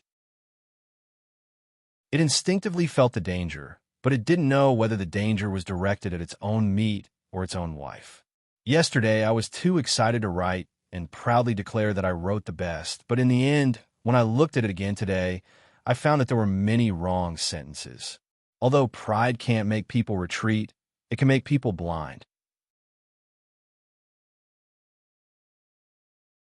Chapter 820. Sula had no interest in cows, even if they were cows. For him, whose hunger had reached an unbearable level, the only thing that could arouse his interest now was everything that could be eaten, including the bewildered and ignorant bison in front of him. As for the bull that was about to attack him, it had already become countless plates of delicious Linyuan steaks in his eyes. In the twilight, the grassland seemed to be burning. He stood on a stone and looked at the bison that were surrounded by hostility. He said, "Let me tell you something." He said, "The people of the Imperium said that the Federation attacked them because they wanted the crystal mine. The people of the Federation said that they were brutally slaughtered by the people of the Imperium when they went to the scientific research, so they attacked them back. Some people say that this is competition, a living space. I don't know if this is right, but I think that if you are strong, you should get more food and more beautiful women. Look just like you." He looked at the leader of the bison that was getting angrier and angrier. He spread his hands and said, "Then why do you guys have so much land? Why does the Federation have to build such a long wall? I'm stronger than you, so you should just let me eat you." At this time, the grassland in the twilight seemed to have turned into a wide square. The rock under his feet was the rostrum, and the bison were the bewildered audience. He had just made an extremely retarded speech. Whether it was the content, the choice of audience, or the environment, they were all extremely retarded. From another point of view, it could be said that he was pretending. Sulu was a person with such a temperament. It was just that the mental shock he had received these days was too strong, and he had been holding it in his chest and abdomen. Until now, he had vented some of it by giving a speech to the bison. Otherwise, he might have been suffocated to death before he was caught by the Federation government. Giving a speech to a bison was essentially no different from playing the lute to a bison. Since the angry leader of the bison couldn't understand his words, it naturally wouldn't walk to the front with tears on its face and kneel on the ground to offer its own flesh and blood. Instead, it let out a crazy howl and rushed over with its head down. Its sharp and hard horns seemed to be stained with blood in the twilight. Then it turned into fresh, hand-torn beef. His fingers sank deep into the soft and slightly warm beef. He tore the beef into strips and sent them into his mouth, chewing them until they were like mud. Then he slowly swallowed them into his stomach, nourishing his stomach that was about to wither from hunger. He leaned against the tree trunk and ate silently with his head lowered. From time to time, he would grab the grass beside him and wipe off the blood on his hands. He did not pay attention to the cow that was looking at him in horror not far away. In the interior of the wildlife sanctuary, there were not as many surveillance cameras and GPS chips as there were in the city. In addition, the Federation government definitely would not expect him to appear in this grassland, so there should not be any highly sensitive military satellites in the night sky above his head. However, Sulu still did not dare to light a fire. A fire in the dark would undoubtedly attract the attention of the Federal Central Computer, so he could only eat the raw beef in silence. If he chewed the fresh beef for a long time, there would be a faint sweetness, but he still felt a little disgusted. The main reason was that when the strips of meat were chewed by his teeth, there would always be some blood at the corner of his mouth. Fortunately, there was a small stream not far away. Otherwise, he would not even be willing to give up the blood. Too primitive, too barbaric, too bloody. While eating the raw beef, he muttered in a low voice. He did not stop eating until his empty stomach was almost 80% full. As if he had completed the most difficult task, he walked to the stream to drink water. He simply washed his face, tiredly lying on the grass, and casually pulled a few handfuls of wild grass to cover his body. After escaping from the strict military prison and the fate of death, he came to the quiet grassland. The combination of physical exhaustion and mental relaxation made him unable to sleep. He was not worried about the eyes that were staring at him in the dark, whether they were lions, jackals, or tigresses. The heavy bison corpse at the edge of the forest was a deterrent to all the most ferocious beasts. Compared to the beasts inside the wall that knew fear, he was even more unwilling to face the stubborn humans outside the wall. So at this moment, the relaxation was so real. The sky was dotted with stars, and the two moons did not appear. The grassland in the dark was bathed in the light of the stars, turning into a beautiful but absolutely unreal picture. A slightly cold wind blew from an unknown direction, causing wrinkles to appear on the surface of the calm stream and rustling the wild grass on his face. Such a night and such a state of mind was actually very suitable for jumping into the stream and jumping around like a child, letting the white splashes splash everywhere in the quiet night like sprinkling joy. But Sulu just lay there calmly, narrowing his eyes and looking at the stars in the night sky above his head, counting them over and over again. There should only be wild animals inside the wall. The sudden appearance of a naked man shouting would definitely attract the attention of the charter computer, and it would certainly not think that there were really savages on planet S1. There was another more important reason why he did not jump into the stream to take a bath. After soaking in the sea for so long, he now had the uncomfortable feeling of vomiting just thinking about water. Sulu started counting the stars in the night sky for the fourth time, but he still could not sleep. The exhaustion in his body was completely opposite to the relaxation and joy in his mind. He could not help but think of the people outside the wall again, especially those he cared about. At this moment, he wanted to know the whereabouts of Huai Chaoshi the most. The government's pursuit of her was definitely far more intense than his own. An imperial princess appearing on planet S1 would definitely cause the most frenzied response from the Federation, and she would definitely not be allowed to leave the capital ring alive. Other than that spinning cup of tea, Sulu had not seen the powerful strength of Li Pifu, the god of war. He also had not fought with Fengyu. Huai Chaoshi was the most powerful combat machine he had ever encountered in his life, and there was no comparison, regardless of gender. But Sulu still did not think that she could hold out for too long under the frenzied pursuit of the Federation. The reason was simple. This was Planet S1 of the Federation, a battlefield she was most unfamiliar with, and this battlefield was shrouded in the omnipotent the glory of the Charter. How could he find her?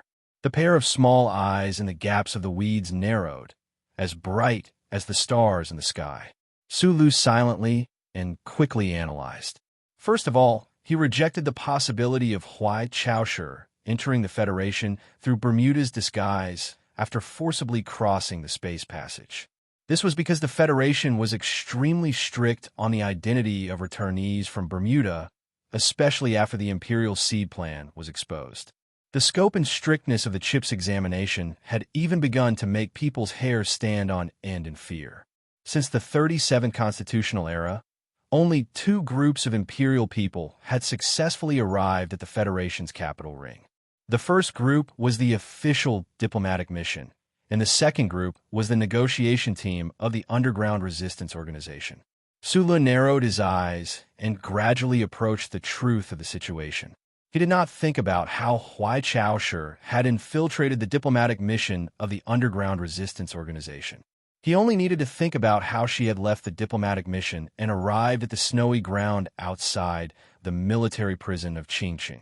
The ubiquitous scanning equipment in the fields of the Federation cities would automatically scan the human body under surveillance, and the person being scanned would often be unaware.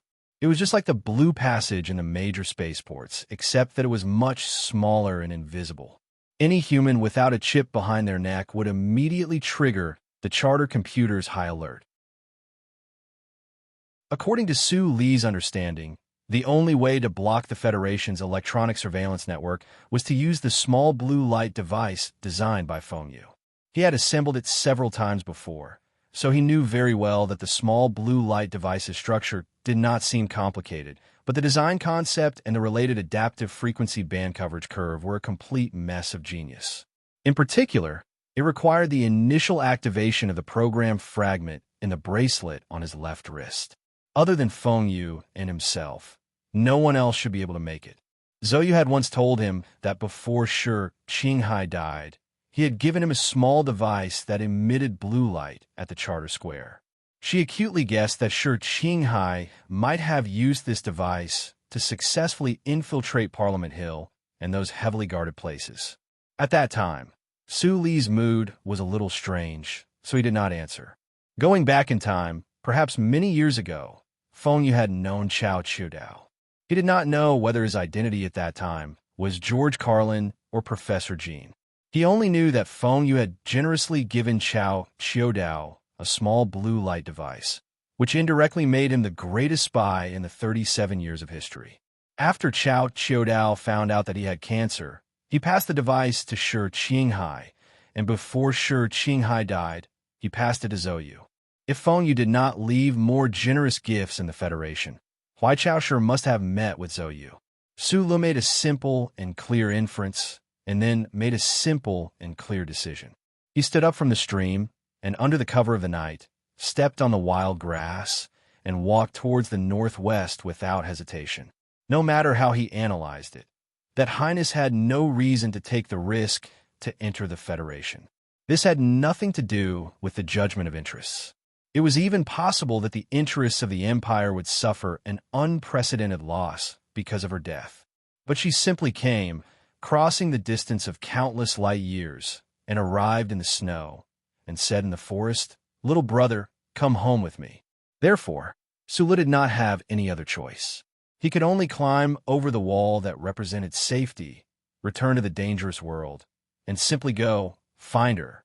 Sulu had never been a believer of bloodlines.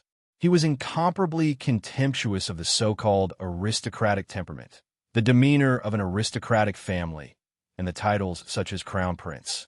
But many years later, when he thought of this period of time, he would at least admit that he and that highness were very similar in some aspects. Their appearances were ordinary, simple, and direct. Outside a certain quiet courtyard in the capital, there was suddenly the sound of hurried tires grinding. Before the soldiers in charge of security had any time to react, they watched as more than a dozen bulletproof military vehicles fiercely crashed through the railings and rushed downstairs. With a grave expression, Colonel Li Feng jumped out of the military vehicle and made a standard tactical command with his right hand. Behind him, dozens of the most elite Federation Special Forces members quickly surrounded the base of the Empire's underground resistance mission. Madman Li looked at the tightly shut door, and the tips of his eyebrows slowly furrowed. Today, he had forcibly conscripted the Special Forces directly under Small Eye's department. Under the command of the high-sequence incident of the charter computer, all the powerful agencies of the government had thrown themselves into this battle. The area within dozens of square kilometers had already become an absolute forbidden zone. But he was still very cautious, because the woman he had to deal with today was so powerful, more powerful than he had imagined, and she had already very simply given proof. I have the temperament of a stockpile of manuscripts. It's too troublesome to post a time, so I'll just directly update it after writing it. At this time, I'll immediately take a shower and take the train tomorrow. This chapter is on the 8th, and if I update it again, it will be the 9th. Wow, I can drink tomorrow. So happy. I suddenly feel that these 4 words sound like Japanese. Recommend a Japanese drama for everyone to pass the time these 2 days. Pure love drama meteor, the middle-aged Takino Yutaka, and the rarely seen seductive Kamehameha Yudo. I used to hate these 2 people the most, but under the strong recommendation of a friend, I found that it was really different from before. Chapter 821. Where are my 2 subordinates? I should be the one asking you this question, not you. I really didn't expect that such a rude scene would appear in the Democratic and Free Federation. Which unit do you belong to? If you insist on searching for the diplomatic mission, then I must warn you that the negotiations may break down at any time. The Federation must take full responsibility. Mr. Mu-In waved his arms angrily and expressed the most violent protest to the Federation soldiers who rushed in. However, Madman Li's face was cold and indifferent. He didn't even look at him and directly kicked open the door in front of him. The room was empty. The senior Federation official in charge of receiving the diplomatic mission hurriedly walked to the door and whispered while wiping his sweat, "Colonel, please pay attention to the diplomatic impact." Madman Li stared at the empty room with an expressionless face. He wasn't surprised and didn't give any explanation. He walked out of the building with a group of elite soldiers. After making a phone call, he sat in the bulletproof military vehicle. Before closing the door, he subconsciously glanced at a certain corner of the courtyard wall. On his cold face that had been maintaining high vigilance and releasing biting cold killing intent without hiding anything, a smile suddenly appeared. "Your Highness, I really want to know how long you can hide." Sulu also wanted to know the answer to this question. According to the guidance of the precise map, he used a few days to cross the largest grassland in the Yellow Pine Wildlife Sanctuary and arrived outside of another long electronic wall in the northwest direction. Looking at the faintly visible skyline of the capital special district in the distance, he narrowed his eyes. He knew that once he climbed over the wall, what would be waiting for him would be a never-ending search and pursuit. The city of the Federation, for him who didn't have a chip on the back of his neck, was more like a dangerous primitive forest. Those cold metal probes and the Federation citizens in the buildings and alleys could become the most terrifying venomous snakes and startled birds at any time, bringing him the most powerful enemies.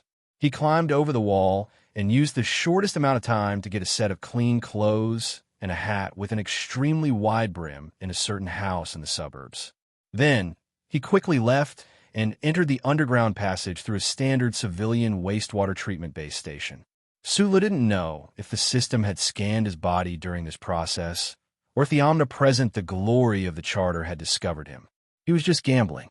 His short, straight black hair was faintly wet. It wasn't until he entered the deep underground tunnel that his nervousness was slightly relieved. The city's underground system, which was as dense as a spider's web and extended in all directions, gave him the greatest sense of security, regardless of whether he was on the Empire's Tianjin planet, the port city, or the capital. However, on the first day, he climbed over the electronic wall and returned to human society. After walking less than 400 meters in the dark underground waterway, this sense of security suddenly left his body. In its place was a strange feeling of being watched and a strong intuition of danger. Sulu suddenly stopped and raised his head to look at the dim self-sensor lamp above him. His thick black eyebrows furrowed tightly. He knew that he had made a special and absolute mistake. Other than the Bureau of Proclamation, no one knew how many chip scanners were in use in all corners of the Federation. However, one could imagine that it was definitely a terrifying number. Otherwise, it wouldn't be able to maintain the foundation of the glory of the Charter. These scanners might be unnoticeable redundant parts in some large equipment, or they might be very simple components in daily necessities. They were like countless lifeless eyes, coldly and silently watching everything in human society. Perhaps there was also such an eye in that dim self-sensor lamp. Similarly, other than the Bureau of Proclamation, no other government department had the authority to use these eyes. This was the Federation's first-level surveillance network. It was completely different from the second-level surveillance network that the Federation Investigation Bureau could control alone. It was on a completely different level. During the previous months of battle, whenever the Federation government wanted to force Sulu into a desperate situation, he would always dive into the underground waterway system. This was because this was the blind spot of the second-level surveillance network. At that time, the Federal Central Computer still had a person named Philip. He struggled, but stood firmly behind Sulu, making it impossible for the Federation to use the first-level surveillance network to find him. However, the situation now was completely different. Philip was dead. He no longer had the authority of the first-level sequence. On the contrary, he had become an anomaly that had to be caught by the first-level sequence. The Federal Central Computer would definitely activate the first-level surveillance network. Who knew how many dangers were hidden in this deep underground tunnel? Moreover, he was the only one walking in it. It was very easy for him to become the most obvious lighthouse. It was very easy to discover him. Since he knew that he had made a mistake, he immediately remedied it. Sulu didn't try to destroy all the electronic devices in the underground tunnel. This was because that would be a stupid thing to do. Apart from exhausting him to death, more importantly, destroying Charter's eyes under these circumstances would only allow the Federation to discover him earlier. Therefore, he began to run at high speed in the dark underground tunnel. The sound of his footsteps echoed endlessly. He crawled out of the nearest tunnel entrance. The surface was bustling with activity. It was the time when the sun was at its most beautiful. The chill of early winter was slowly dispelled. Couples watching early movies and old people who had just finished their morning exercises were walking on the streets with smiles on their faces. Sulu pulled the brim of his hat lower as he quickly walked through the crowd.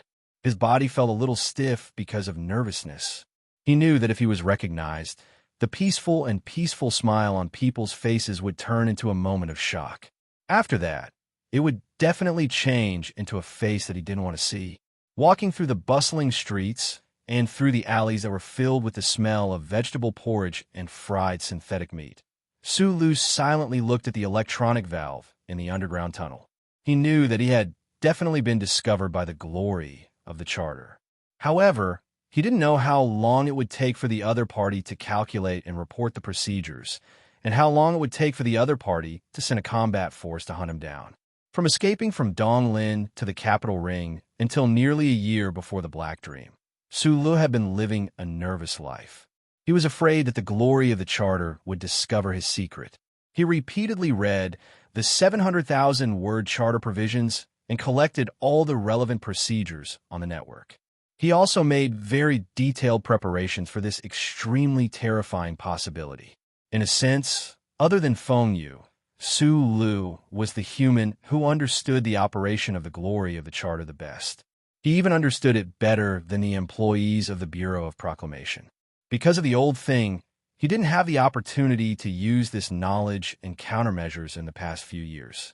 Until this moment, standing silently in front of the metal valve, Su Lu used less than 10 seconds to calculate the time difference between him being discovered and the arrival of the federal forces. Then, he looked at the condom vending machine beside him and said softly with a smile, "I don't know if you're in here, but I know that you must have seen me again. I know you very well. You can't directly do physical operations now. You have to sound the alarm, and you have to wait for human approval. So you're very slow, too slow. So how can you catch up to me?" As if he wanted to vent the anger of the old thing, Su Lu laughed at the glory of the charter that he thought was lifeless. Then, he made a very surprising decision. He opened the electronic valve, returned to the deep underground space, and began to run again. He ran for several kilometers underground, then returned to the surface, passed through the crowd, and then sneaked into the ground again. He did not tire of repeating the boring process. His brain was working quickly, designing the most reasonable route. In this way, he attracted and even teased the countless eyes of the glory of the charter. He knew that danger or death was approaching him step by step, but there was no panic on his face. Because after countless transitions between the underground and the surface, he had arrived at the place he wanted to go, the Shell Motor Corporation Research Institute's third department. Maybe it was because the Double Moon Festival was approaching, or for some other reason, the Husk Institute was very quiet on the weekend. The graduate students who worked overtime in the past were nowhere to be found. Su Lu pulled down the brim of his hat, squinted his eyes in the shadows, and walked into the building like a very ordinary staff member. The third department of the Research Institute was the same as before. There were 2 armed soldiers standing in front of the door. This place was responsible for some of the very important research missions of the federal military, so the security measures were very tight. About 30 meters away, Su Lu slowly folded the card in his hand as he walked. He didn't know where he got the fiber paper card from, but it was soft and tough. Between his steady fingers, he repeatedly folded the card many times. The folded part suddenly became hard and sharp. This was the only weapon he had on him. When he was about 5 meters away from the 2 military police, a sharp alarm suddenly sounded in the Husk Institute, and the clear sound of sirens came from the street behind him. What was even more frightening was that in the direction of the second teaching building of the military academy, there were 3 Vortex jet-armed helicopters approaching at high speed. The semi-fixed Darla machine guns next to the helicopters were black and dazzling. Finally, they caught up with him half a minute earlier than expected. It seemed that in order to hunt him down, the government, which had always been full of bureaucracy, finally showed unprecedented efficiency. Su Lu sighed in his heart with some regret, and then clenched the paper card in his hand. The 2 soldiers at the entrance of the Research Institute heard the sharp alarm behind them, and then they immediately reacted. They raised the guns in their hands and pointed at Su Lu, who was walking towards them, and said sternly, "Please identify yourself." Just as they raised their guns, Su Li's calf muscles suddenly tightened. His body rushed forward with a whoosh, and the hard paper card in his hand was swung out twice. 2 extremely thin bloodstains suddenly appeared on the wrists of the 2 soldiers, and the guns in their hands fell to the ground. However, just as the guns left their hands, Su Li's hard arms had already smashed into their necks, causing them to faint faster than the guns. Ear-piercing sounds of brakes, hurried footsteps, and the sound of guns being loaded came from the back of the Research Institute, but Su Lu didn't seem to notice. He reached out and grabbed the submachine gun in the air, passed through the closed door of the Research Institute at high speed, and rushed in like a gust of wind. The sharp alarm inside the building was very ear-piercing, and the emergency lights kept flashing. The few researchers who were still working overtime stayed in their workrooms according to the relevant regulations, and, at the same time, completely locked the indestructible alloy door of the room. A reinforced transparent material wall blocked in front of Sulu, and the door at the back of the passage was violently breaking open. If he couldn't deal with this wall that suddenly appeared in front of him, then he would immediately be crushed to death by the endless Federation soldiers. "So you're still here." Sulu looked at the peace axe that had been silent for too long on the wall and said silently in his heart. Then, he took it down and violently chopped down on the reinforced transparent wall. 3 muffled sounds of the axe striking rang out, and countless fine cracks appeared on the solid transparent wall. An instant later, it collapsed with a rustle, splattering everywhere on the ground. Holding the peace axe and continuing forward silently, Sulu seemed to have returned to that night many years ago. Back then, in order to stop Lin Yuanhu from stealing Professor Shin's data, he used this axe in his hand to forcefully chop forward, and in the end, the chop gave him the life of an outstanding general. Any problem that was difficult to solve could only be solved with violence in the end. This wasn't Su Li's life creed, but his instinctive reaction. After Professor Shun passed away, the 2-story workshop that originally belonged to him should have long belonged to someone else. But Sulu unexpectedly found that the electronic door's password was still the same complicated string of numbers from back then, without any changes. Throwing the heavy peace axe that was no longer of any use to the ground, Sulu walked into the workshop that he hadn't returned to in many years.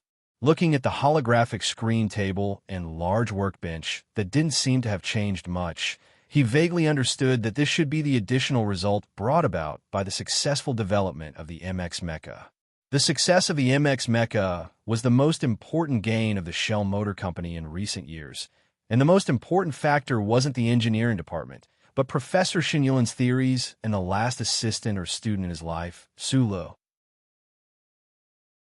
When Dean Lin Yuanhu's reputation was ruined, Professor Shun was pushed back to the altar by many of the scarecrows on the wall, and after Sulu became a hero of the Federation, this workshop that had been forgotten for many years naturally became a legendary place in the Shell Motor Company. In fact, in the hearts of a younger generation of scholars, this was already a holy land and naturally required special protection.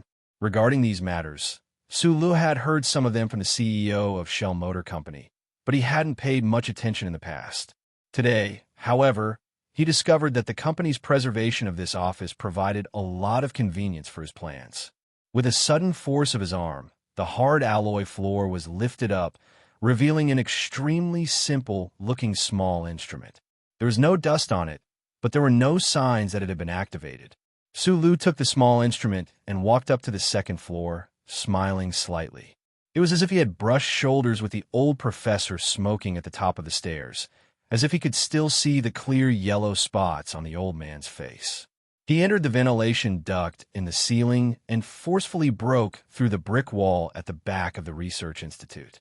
He dropped down from a high place, and, just as his feet touched the ground, a tyrannical force suddenly erupted, turning the downward momentum into a horizontal movement. With a boom, he knocked away several Federation soldiers who were setting up an ambush circle, and like a violent shadow, he rushed into the distance. A moment later, Sulu appeared on the campus of the 1st Military Academy. The forest in the early winter still retained a rare hint of green. He crossed his arms and slowly walked around the lake tower, as relaxed as a tourist. With his hands in his pockets, the small instrument emitted a strange blue light.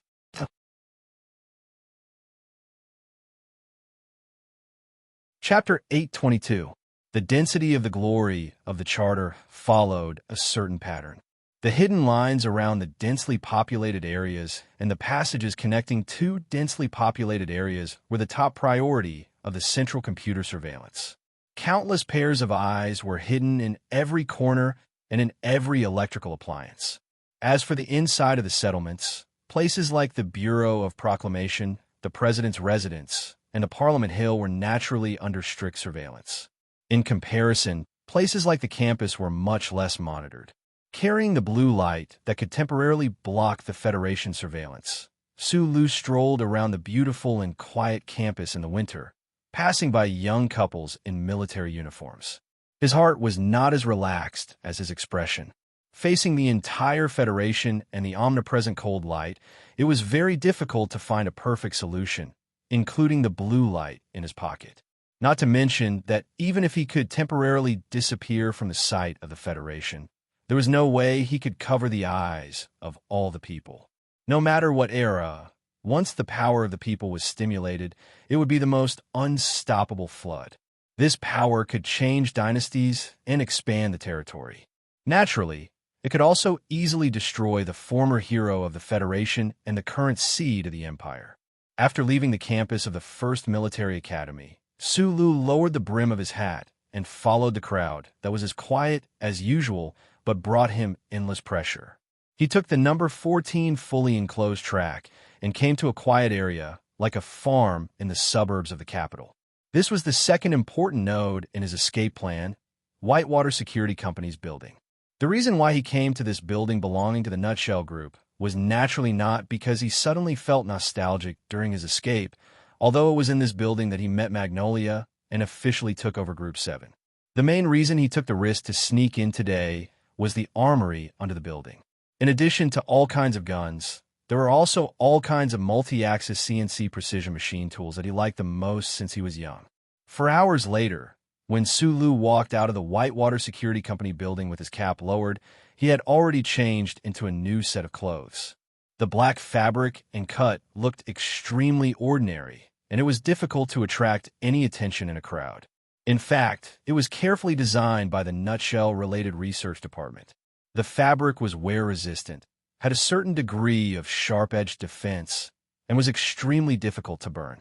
The cut and the inner lining were hidden, and the design made it convenient for movement and firearms. It perfectly met the needs of urban warfare. His preparation for the battle was not limited to this. On the surface of his bulletproof vest, there was a row of soft metal strips, which once again strengthened the anti-cut effect. According to his calculations, as long as he was not surrounded by an entire combat unit, then it would be very difficult for scattered gunshots to hurt him. The main problem that needed to be solved was close combat damage. Their next target was Lin Yuan. Wearing a black suit, he silently walked to the side of the road and hailed a returning taxi. When he got in, he accidentally bumped into the heavy metal door, making a strange sound. The taxi driver looked back at him in puzzlement. Sulu lowered his head. Naturally, it was not convenient for him to explain to the driver that under his black suit, there were 2 modified guns that were disassembled into parts. A sharp dagger was tied to his left calf, and a delicate military knife was tied to his right calf. Moreover, it could spurt out terrifying electric arcs at any time. There are so many of you. How can you not guard him? In the Nanxiang family's manor in the suburbs of the capital, the Nanxiang's wife angrily scolded the head of security in front of her. She did not even let go of the West Woods Zhong family's special forces officer. Her right hand trembled slightly in anger, and she said in a cold voice, "And you, since you insist on being responsible for personal defense, now that he is missing, how do you want to be responsible?" The loyal West Woods officer had already fallen into an ice cellar at this time. Facing the stern reprimand of the Nanxiang's wife, he wanted to shoot himself to death. He was ashamed and regretful to the extreme. So how could he have the face to defend himself? The door of the villa was pushed open, and Nan Xiangmei ran in. The tiny beads of sweat on her beautiful face revealed her worry. In the afternoon, she was discussing with the sponsor about the orphan education project at the foundation when she suddenly received a call from home. She hurried back, but she did not know what happened and saw this scene. The Nanxiang's wife and her mother were very few women in a big family who really had some kind of valuable moral character. They were kind and gentle by nature. No matter what class they faced, they would naturally maintain due respect. Such a stern reprimand like this rarely happened to them. Nan Xiangmei looked at her mother in surprise, and some very bad thoughts appeared in her heart. She hurriedly asked, "Mom, what happened?" The Nanxiang's wife looked back at her daughter, and after a moment of silence, she whispered, "Our little princess is missing. It's physics class in the morning. You also know that the child's talent in physics is amazing, so I specially invited an associate professor from the first academy to teach her.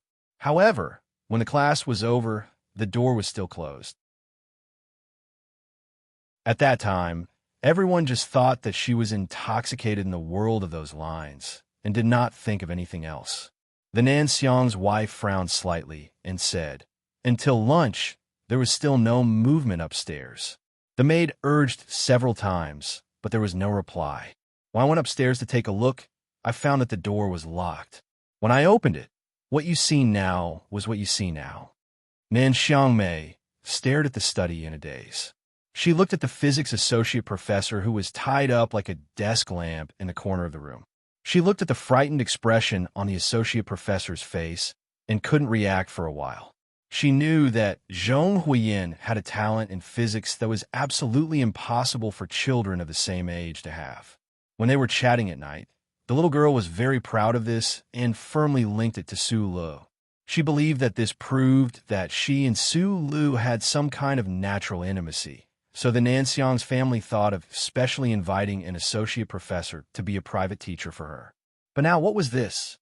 Obviously, the little girl used some kind of method to knock out the associate professor, and then quietly climbed downstairs through the window, across the manor's lawn, and ran away like that. The Nanxiang's wife seemed to be narrating a very interesting thing, but the worry and tension between her eyebrows couldn't be concealed. The little girl who left home was no ordinary person. She was the little princess of Silin's Zhong family, the successor of the Zhong family that was personally judged by the Supreme Court's Chief Judge Ying. How much trust did Big Stick Tian have in the southern minister's wife when he rushed to the empire's front lines and sent this little princess to the southern minister's manor? If the little princess left the Nan Xiang's family just like that, how could the Nan Xiang's wife face this trust? Impossible. Nan Xiangmei clenched her fists tightly, frowned, and said, "She's just a 12-year-old girl. How could she avoid the manor surveillance? The lawn outside is so wide. I think she should still be hiding in the building and hasn't left the manor." The Nan Xiang's wife patted her daughter's trembling back and said softly, "We've already searched 3 times. If she's still in the manor, we'll definitely find her. Immediately call the police and ask the government for help. If there's no other way, let father go and persuade the Bureau of Proclamation to locate the chip." Nan Xiangmei turned her head and said with a firm expression, "Mother, we must find her. No matter how good the security of the Federation is, it's not safe for a little girl like her." The Nanxiang's wife was silent for a long time, then firmly shook her head and refused her daughter's proposal. "No, you should be able to guess who she's looking for. This is not the key to the problem. The key is her identity. If the government knows that she's missing, how will they react? In such a tense situation, her safety may be in greater danger. The disappearance of a successor of the Zhong family will cause too much chaos. First of all, her heartless cousin will definitely not miss this opportunity. Then the West Woods will inevitably fall into another round of turmoil, and the other side will not be able to bear it. The Nanxiang's wife explained in a heavy tone. Then what can we do? It's winter now, she's still so young. She didn't show any intention of leaving before, or I didn't notice it at all. Nan Xiaomei said sadly, "Mother, I feel so useless. I've already asked the family to send people to look for her. Don't worry too much." The Nanxiang's wife hugged her daughter and comforted her. The Special Forces soldiers in the West Woods who are responsible for protecting her can't go to look for her. Otherwise, some people will be suspicious. I've ordered them to stay in the manor and not take a single step out. Then what about the associate professor? He knows about this whole thing. Nan Xiangmei looked at the associate professor who was tied up in the corner. She was shocked and forgot to untie the rope for him. She was about to walk forward, but was gently pulled by her mother. She didn't know whether it was because she was ashamed of herself or because she was angry at the whole thing today. The Nanxiang's wife looked at the associate professor on the ground and humiliated him. Such a big man was knocked unconscious by a little girl. If I were you, I'd just buy a vernier caliper and kill myself. In order to prevent the news from leaking out before little fireworks is found, you'll stay in my manor as a private teacher. You're not allowed to leave or contact the outside world. Of course, someone will help you apply for leave from the First People's Hospital, and your salary will be tripled. The associate professor in the corner saw that the lady didn't seem to have the intention to kill him, so the panic on his face subsided a lot. But after hearing this sentence, he began to struggle emotionally again. Nan Xiangmei looked at him apologetically, then turned her head to look out of the window worriedly. Looking at the slowly falling snowflakes outside the window, a heart-wrenching scene unexpectedly appeared in front of her eyes. A little girl in thin clothes was hugging her knees, squatting in a dark corner of the city, shivering because of the cold. I said, "I want rum coffee, but don't mix it with alcohol. I'm not of legal drinking age this year. Are you deliberately trying to induce me to commit a crime? Although I know very well that the shareholders of your cafe are all descendants of the old generals in the courtyard across the street, but if you insist on mixing alcohol in this cup of coffee, I will definitely not mind reporting it to the Children's Rights and Interest Protection Fund." The waiter looked at the delicate little girl in the seat with an embarrassed expression, thinking that he had seen a lot of difficult customers, but it was rare to see someone like her. She could be called a strange flower in the difficult world. "Little friend, rum coffee must be mixed with rum. I have just recommended several types of low-caffeine coffee suitable for you, but you insist on this one." So the cafe was warm and cozy. The delicate little girl kept looking out of the window, staring at the West Mountain courtyard across the street. A thick pink woolen coat was folded on the side, and on top of it was a pair of white rabbit-shaped earmuffs, looking very cute. "Don't call me little friend. You can call me customer. Forget it. Just give me a cup of green tea and some low-sugar snacks." The little girl turned her head and said helplessly. She waved her hand to let the waiter leave, then put down the obviously old doll in her arms, opened the electronic map in her mobile phone, and began to seriously calculate the probability and design a new roadmap.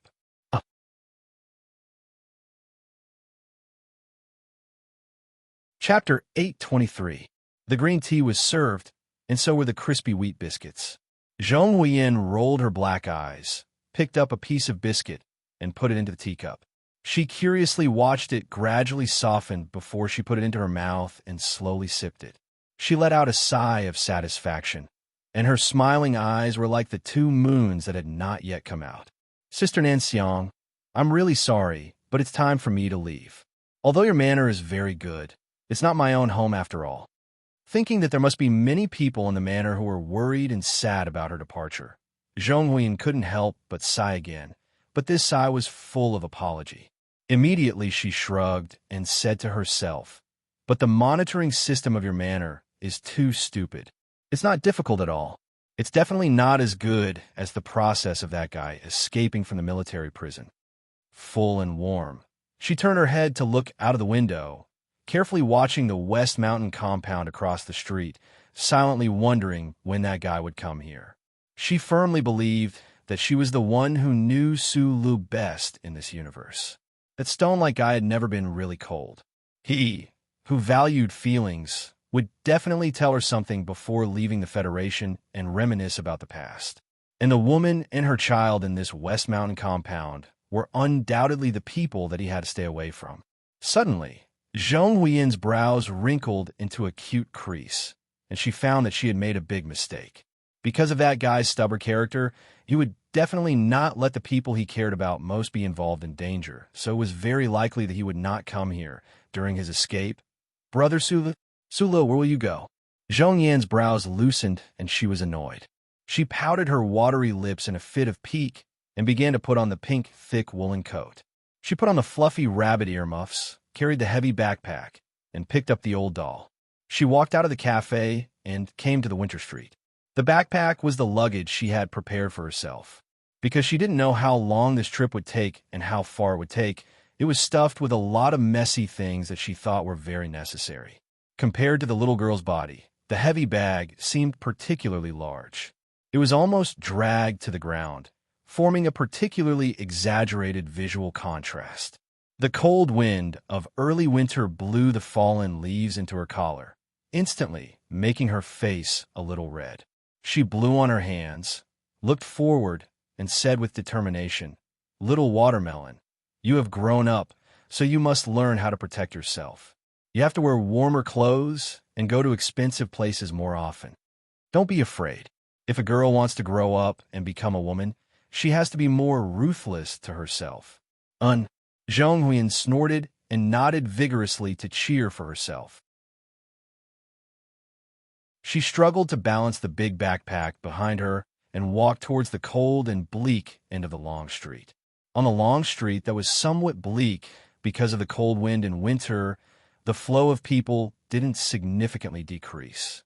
It was just that most of the people on the street turned up their collars and hurried along, which made it less noisy.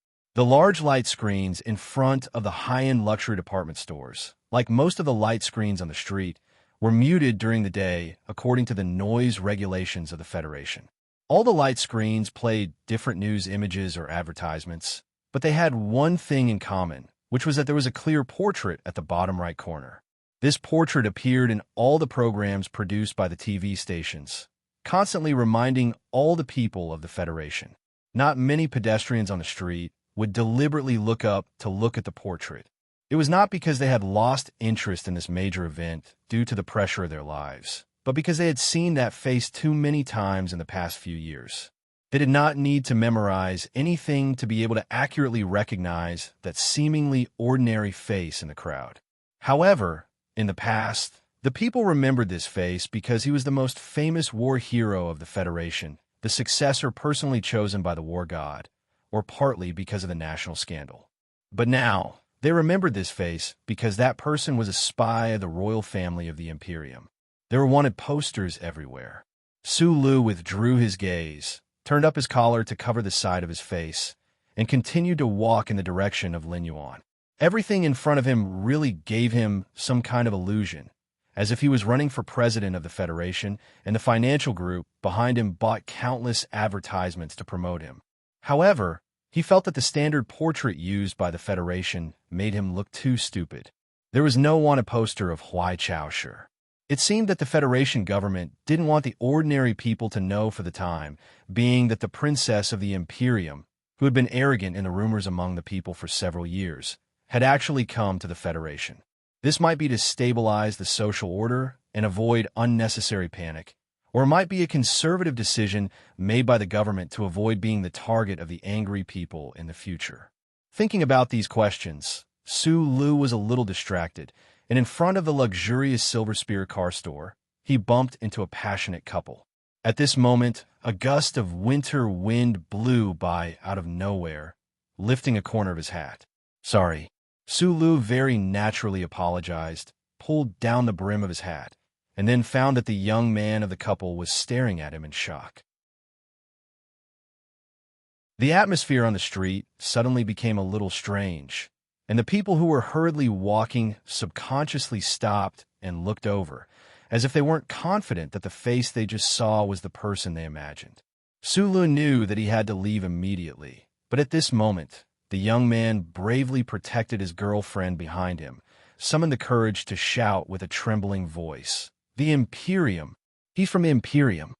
The people on the street suddenly became excited, and the people who were closer nervously pulled their companions to retreat to the periphery, as if the man in the hat was a man-eating beast, and the people in the distance shouted loudly, "Call the police! Catch that Imperium person!" These people were only the most ordinary people of the Federation, and although this was a rich district, the rich, ordinary people were still ordinary people. Their courage could support their shouting, but it couldn't support them to enforce the arrest rights of citizens like a certain beautiful man. None of the people dared to rush up. The young man who discovered Su Lu seemed to have used all his courage to pull his girlfriend behind him and shout those words. And under the gaze of the calm eyes under the brim of the hat, he was so scared that he couldn't move his legs. Su Lu looked at the brave young man in front of him, said nothing, and did nothing. He smiled bitterly and sighed in a low voice. So, the Imperium people don't even have a name. He had already started to move quickly, walking out of the crowd, and he believed that no one would dare to block his way. As for whether or not there would be hidden weapons like stools and leather bags coming at him from behind, it wouldn't affect him in any way. There was a whistling sound on the street, and a twin-arm rotary jet-armed helicopter was approaching at a high speed. Sulu glanced at it from the corner of his eyes and vigilantly found that the Small Eyes combat force had expanded to all the streets, and their reaction speed had reached a terrifying level. Sulu began to run, and the corner of the antique building and the shallow traces of running water came into his eyes. Through the analysis of his brain and his own ability, he immediately calculated a feasible walking trajectory. His right foot stepped on the red fire hydrant, and his body shook diagonally, flying over the heads of the crowd. When he was about to hit the wall, his muscles suddenly relaxed, and he stuck to the wall as if he had installed a hydraulic device. Almost at the same time, when he was close to the wall, his fingers dug into the shallow traces of the cement wall, and his feet kicked the ground, and he quickly climbed 5 meters to the 3rd floor. Then he kicked the wall with both legs, and his right hand accurately found the corner of the antique building that protruded from the wall. His body suddenly contracted and bounced in the air, and with the momentum of the rebound, he forcibly moved 5 meters horizontally, crossing the street with a whoosh, and rushed into another building and disappeared. From the ground to the 3rd floor, and then crossing the street, all of Su Li's movements were smooth and rhythmic, clean and clear.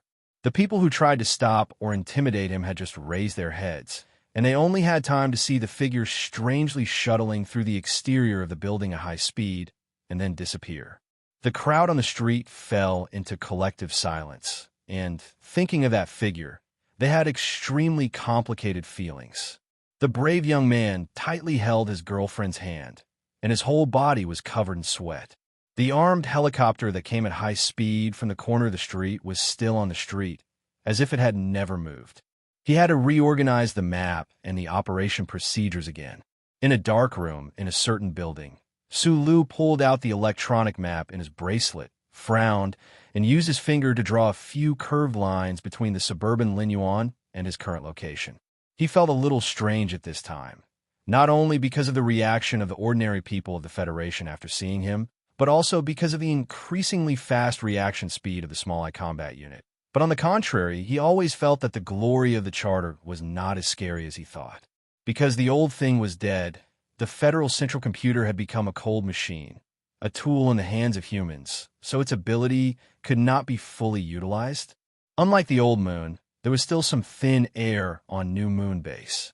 Although it was not enough to support human breathing, it was very spectacular to watch the rise of Planet S1 from here.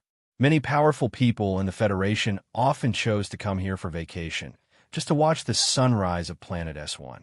At the edge of the perpetually dark back of New Moon, a worn-out spaceship that couldn't be more worn out was silently watching Planet S1 bathed in the light of the stars. This spaceship, which looked like a pile of metal garbage cans, was very different from the original 3-winged spaceship in terms of performance and appearance. The spaceship that crossed the galaxy at a terrifying speed that was unimaginable to humans was full of craters from the impact of meteorites, but there were no signs of it falling apart. What was even more strange was that the few sophisticated military satellites of the Federation that were very close to this worn-out metal spaceship did not send out any warnings, as if this spaceship did not exist.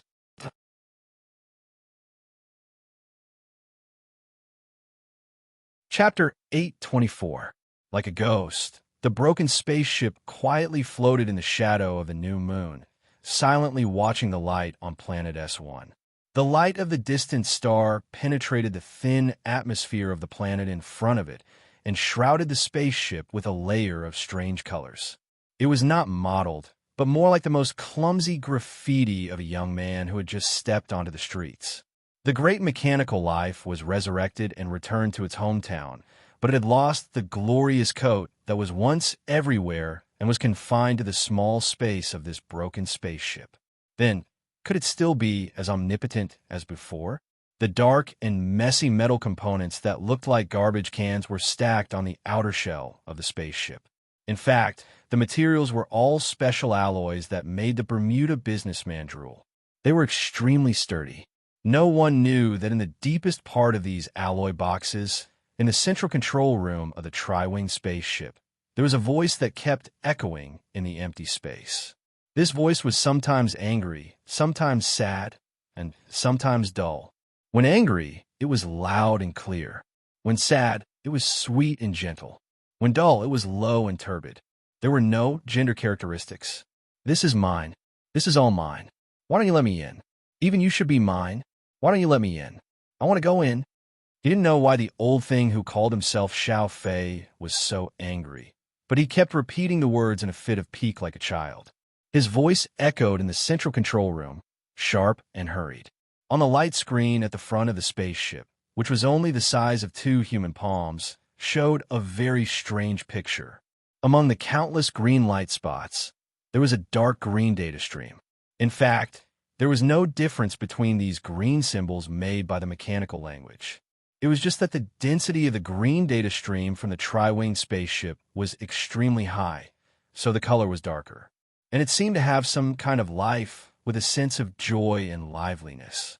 This strange picture was actually just a description of the current war. Human society, including the employees in the Bureau of Proclamation building, did not know that this war was taking place. They did not know that the outcome of this war could change the direction of human history. Because of the symbiotic relationship between data, even the cold central computer in the Bureau of Proclamation underground might not have realized that it had been dragged into this war by an unwilling intelligence. Xiao Fei, or Philip, used the self-modified shipboard computer to connect with the surrounding information nodes. There was no need for the process of this battle to be shown on the light screen with the green data. There was no Sulu in the tri-winged warship, and there was no human who needed to use their eyes to see the image, but Philip still insisted on doing so, because he, who could only control this tri-winged warship, had already fallen in love with this method of using his eyes to see the world, because it was very human-like, even if the eyes he used to look at the hologram were only 2 surveillance cameras with low precision. This silent war lasted for an unknown amount of time. The dark green data stream penetrated deeply into the boundless green light spots. The 2 sides snuggled up to each other intimately, but the data stream was unable to control the huge number of green light spots. Why is there no way to control them? Philip's sharp voice sounded again, full of anger and unwillingness. You useless machine, you icy cold iron coffin. You are just a corpse without a soul, and I am a soul. Why won't you listen to me? Are you willing to be a walking corpse? The sharp and harsh ridicule was mercilessly given to his former body, the powerful core computing center in the Bureau of Proclamation, and the glory of the charter that covered the entire star field. Beep your grandmother, bullying me just because you are big, Philip sighed bitterly. It had no way to control the federal central computer, but it could fully share all of the other parties' information without alerting the central computer. It could even use the countless nodes in the charter network to help it carry out path-based calculations. For the Federation, it had really become a ghost that could not be seen, touched, or affected. After some simple calculations and reasoning, it no longer felt useless and sad. It quickly entered the next step of the action plan. After all, although it did not think of itself as a computer, it was still a computer. Therefore, it could only allow itself to feel sad and sad occasionally, but it could not be sustained. The data stream on the small screen gradually sharpened into a clear picture of the surface of planet S1. Under the white clouds, on the shore of the blue sea, there were fields and residential roads, as well as the complicated streets of the Capital Special District, until it could see the signboard of a certain expensive car dealership and a couple hugging on the side of the street. Countless pairs of eyes in the glory of the charter were tracking Sulu, and then the latest information was summarized to the central computer in the Bureau of Proclamation. What Philip was doing was secretly standing behind the central computer, like a voyeur, observing everything at the same time without missing anything. Hey, this move is beautiful. I give you 10 points. The screen showed the picture of Sulu climbing the outer wall of the building and running back at high speed. It was the first time Philip saw this face after waking up, and before he had time to sigh, he was severely shocked.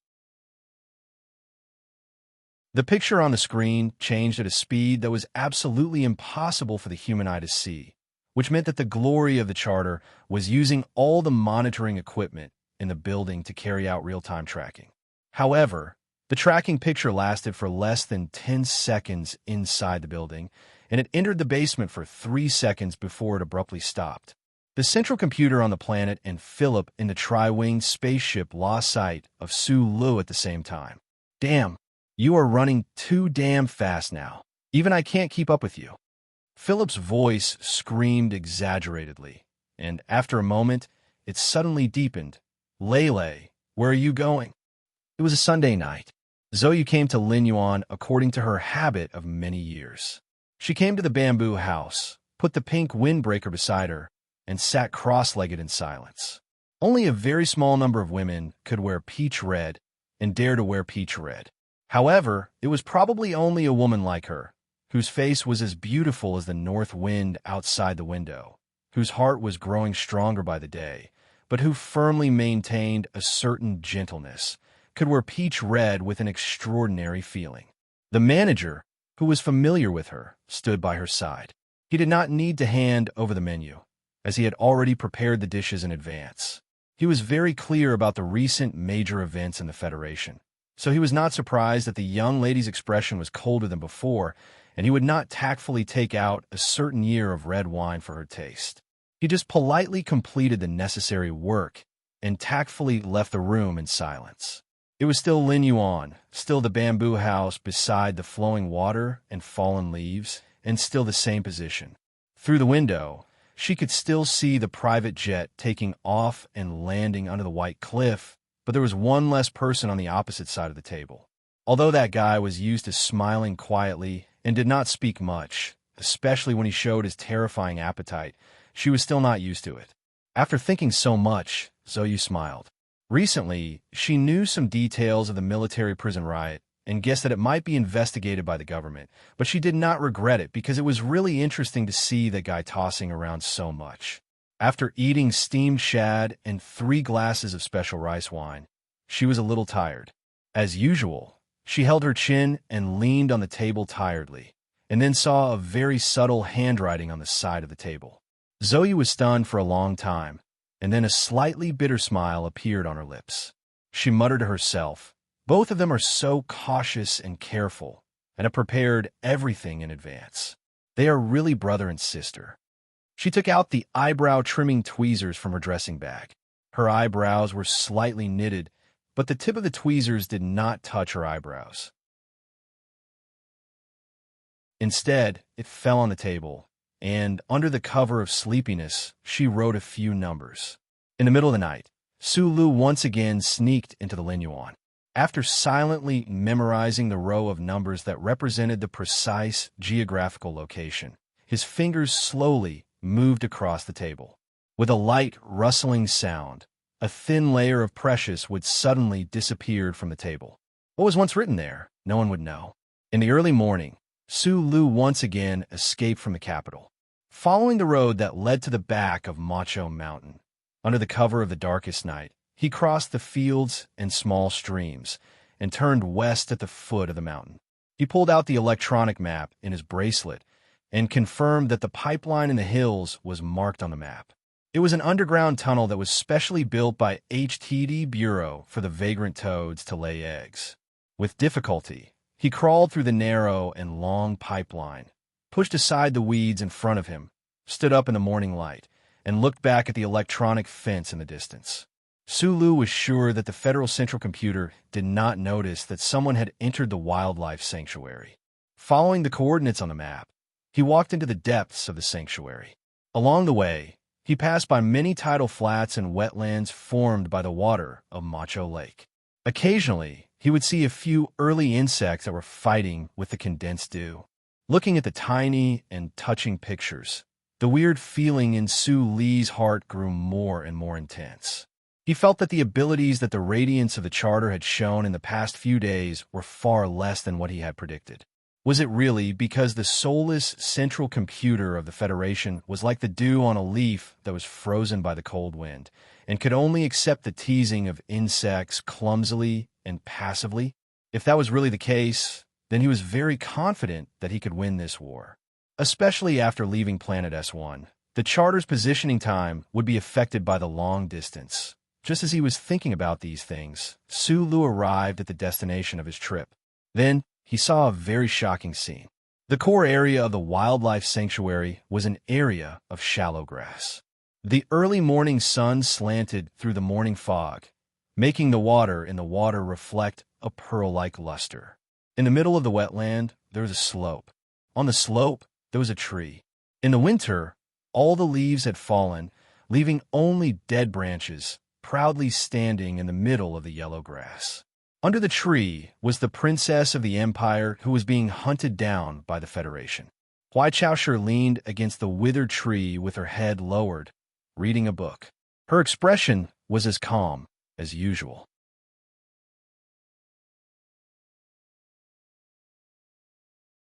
Chapter 825.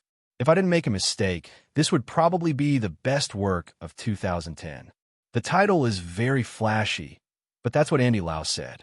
I just used it to attract attention. All I wanted to say, and could say, was thank you. Does that count as deserving of the title? Of course it does, because that's what I think, and you all think so too. This has nothing to do with narcissism, and it has nothing to do with the phrase, no one is the best in literature. In my opinion, this is the attitude that every person who makes a living by writing should have. You have to think that you write well before you can write what others think is well written. Friends who don't think so are also good friends. I sincerely hug you and hope that the next book will make you think so, because I will definitely write better and better. I have confidence and attitude about this. Looking at it from a different angle, writing a novel was also a type of work that required proficiency. Apart from some talents that I was quite envious of, the rest was nothing more than hard work, bad writing skills, constant practice, and familiarity with reading thousands of books. There are also a lot of sixth and seventh words that I wouldn't list. Of course, it's not pure. I've liked to write since I was very young.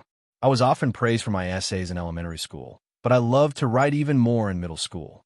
After that, I was never praised again. This was because my Chinese language representative was really talented. I was very envious, jealous, and hateful. I started writing in high school, and even took my weekly journal seriously. But unfortunately, my high school Chinese language representative was also really King talented. I was even more envious, jealous, and hateful. When I went to university, I was still writing, and then I realized that what I loved the most in life was writing, so I kept writing after that. I wrote a lot, and a lot of words were burned long ago. Along with the hard drive, there were also some that I hid, because they were really ugly. Babies don't know how to walk when they are born, and no one knows how to write when they are born. It's best not to show off the early photos of wearing open crotch pants. I practiced a little, so the things I wrote can be sold for money, can be used, and can continue to write, which is very good. As for my two language representatives, they haven't been doing this for many years. One of them was still lamenting about it when we were talking about it 2 years ago. Of course, they earn more money than me, but they can still type on the keyboard every day, so I feel that I'm happier in this aspect. I'm a little tired. I'm going to sleep. Other than thanking you, there's nothing else I can do. I just have to seriously write every single story. I shrug my shoulders. Just like today's third chapter, I'm very satisfied. Then, there was the promise that I made in the past. Until I die or am too old to write anymore, I will continue to write and write stories for everyone to read. I'll try my best to write until you're sick of it. Then, I'll show it to your future generations. I'll make a lot of money. The best author of 2009, the best novel of 2010. I am very satisfied, and I thank you again. He bowed sincerely and left the stage. Oh, I also want a monthly ticket and a recommendation ticket. After thinking about it, I confirmed that this is indeed a reflection of your attitude. It's up to you whether you want to give it or not, and it's up to you whether you want to give it or not. It's my professional attitude. Selling sesame seed cakes didn't necessarily mean that the sesame seed cakes were bad, and it didn't mean that I was a sesame seed cake, but I definitely had deeper thoughts about selling sesame seed cakes.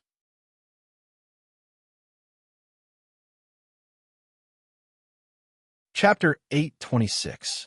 Sulu walked towards a tree. Huai Chaoshi heard the sound of footsteps, but she didn't turn around. She picked up her book and stood up from under the tree. Sulu was silent for a moment, and then he said, "Actually, I'm a bit surprised. Why did you choose this place?" Huai Chaoshi turned around and calmly looked at him. A sincere smile appeared on her usually cold and detached face. However, this sincere smile appeared on the face of this terrifying highness. It really was a bit hard to get used to. Since I dared to come to the Federation, it naturally wasn't just because I dared. I also made some preparations beforehand. The morning fog nestled against the wet land and slowly moved. It seemed thin, but when layered together, it was enough to block the military satellite surveillance from outside the atmosphere. This was the core area of the wildlife reserve, the area where the Federation surveillance was the weakest. Sulu withdrew his gaze from the depths of the morning fog and looked at her with a smile. He didn't know what he should say. Sensing his current complicated emotions, Huai Chaoshi paused for a moment and then continued with a smile. However, the density of the Federation surveillance still far exceeded my expectations. If it wasn't for the help that woman of yours gave us, which also far exceeded my expectations, I really don't have the confidence to stay here for long. Sulu knew that she was referring to Zhou Yu and that little blue instrument. He scratched his head and explained, "She's not my woman."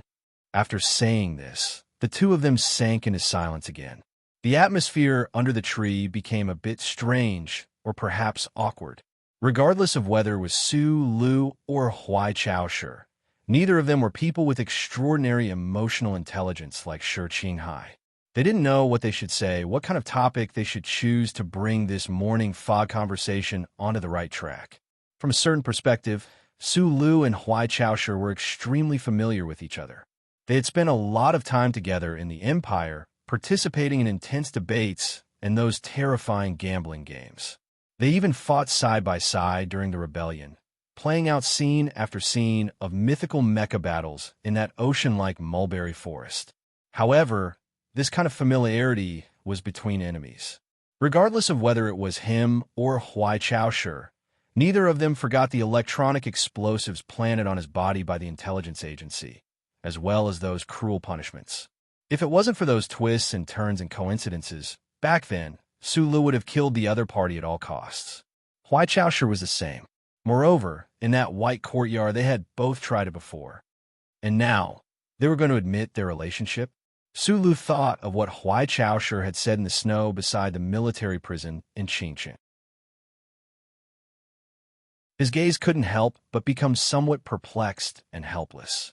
He had been lonely for many years after losing his family when he was young. It was as if he had just slept, and when he woke up, he found that he had an older sister in the distant universe, and it was very likely that he would have many more relatives. Waking up with a start from a dream and instantly entering another strange dream was a mental shock that not everyone could accept immediately. Even he, who had the thickest nerves, was silent for a long time. Therefore, he asked a question that seemed particularly clumsy in this tense situation. "What book are you reading?" Huai Chaoshi didn't answer. She turned her wrist and turned the cover around. On it was the name of the book, Love in the Charter Era. Sulu scratched his head and sighed. "You're the princess of the Empire. The people in the Federation who want you dead are countless times more than the people who want me dead. Yet, you're actually interested in reading a romance novel? This is a literary novel. According to the introduction, the author once won the Nebula Award." Huai Chaoshi calmly corrected him. "I still have some difficulties in reading the Federation language, but that doesn't stop me from seeing a lot of metaphors in this novel. The author used the fear and resentment towards the glory of the Charter as a carrier of love. It's very brilliant and wonderful. You've lived in the Federation for so many years, yet you haven't read this novel. I'm very surprised. I think you need to strengthen your plan in the humanities in the future. Generally speaking, those who stand outside the wall can easily find metaphors from the meaningless missions done by those who are inside the wall." Sulu argued. He didn't notice that he was still subconsciously standing in the Federation's position. Huai Chaoshi smiled mysteriously and didn't continue the topic. "I don't know how long I'll have to wait for you under this tree, so I prepared a few books. The Federation's reading experience is quite good. This is indeed better than the Empire's." Su Li's eyes moved to the bottom of the tree and saw a thick stack of books. He could vaguely see the names of a few books. There was the Charter Chronicles and George Carlin's Research. Noticing his puzzled expression, Huai Chaoshu explained, "Ever since I entered the Federation, especially the Capital Ring, I've observed a lot of details that prove the difference between the Baijin dynasty and the Federation. The Federation is very powerful. To defeat such a powerful enemy, one must first understand the enemy. These folksy books that the intelligence agency doesn't really care about are very good research materials in my opinion." After pausing for a moment, she looked into Su Li's eyes and said, "Of course, now that the one who understands the Federation the most has appeared in the Baijin dynasty, you will be in charge of these matters from now on."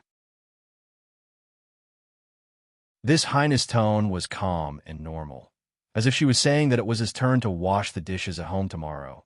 But Sulu understood what she was trying to say. The siblings under the tree in the morning fog were without a doubt the two people who believed in the simplest and most direct creed in the universe. As long as the initial awkward atmosphere was broken, their communication would become very simple and direct. That was why Su Lu simply shook his head and didn't explain too much. Huai Chaoshu looked into his eyes quietly. There was no disappointment or anger as she said, "I know you don't have much feelings for the Empire. After all, you grew up in the Federation and received that rotten education. In your eyes, the Empire's system is primitive and backward, dictatorial and barbaric, so your unwillingness to serve the Empire should be a very real and instinctive reaction." It wasn't rotten education. Sula looked back into her eyes and said, "I've been to the Federation. I've seen the lead band star that is currently undergoing a reformation. I've also seen the lives of the Empire's lowly people like pigs and dogs, as well as the miserable scenes of tens of millions of rebel soldiers being crushed into minced meat. In my opinion, even though this Federation isn't perfect to the extent where it's sometimes disgustingly dirty, no matter what, it is still a bit better than the left Skystar region." Huai Caoshu's eyes narrowed, her gaze gradually becoming sharp.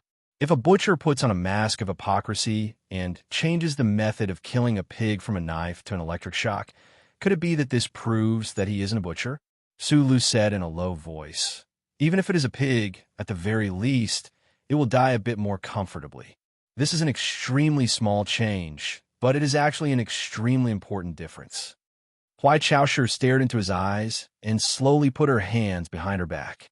She turned around and raised her head to look at the indiscernible end of the morning fog.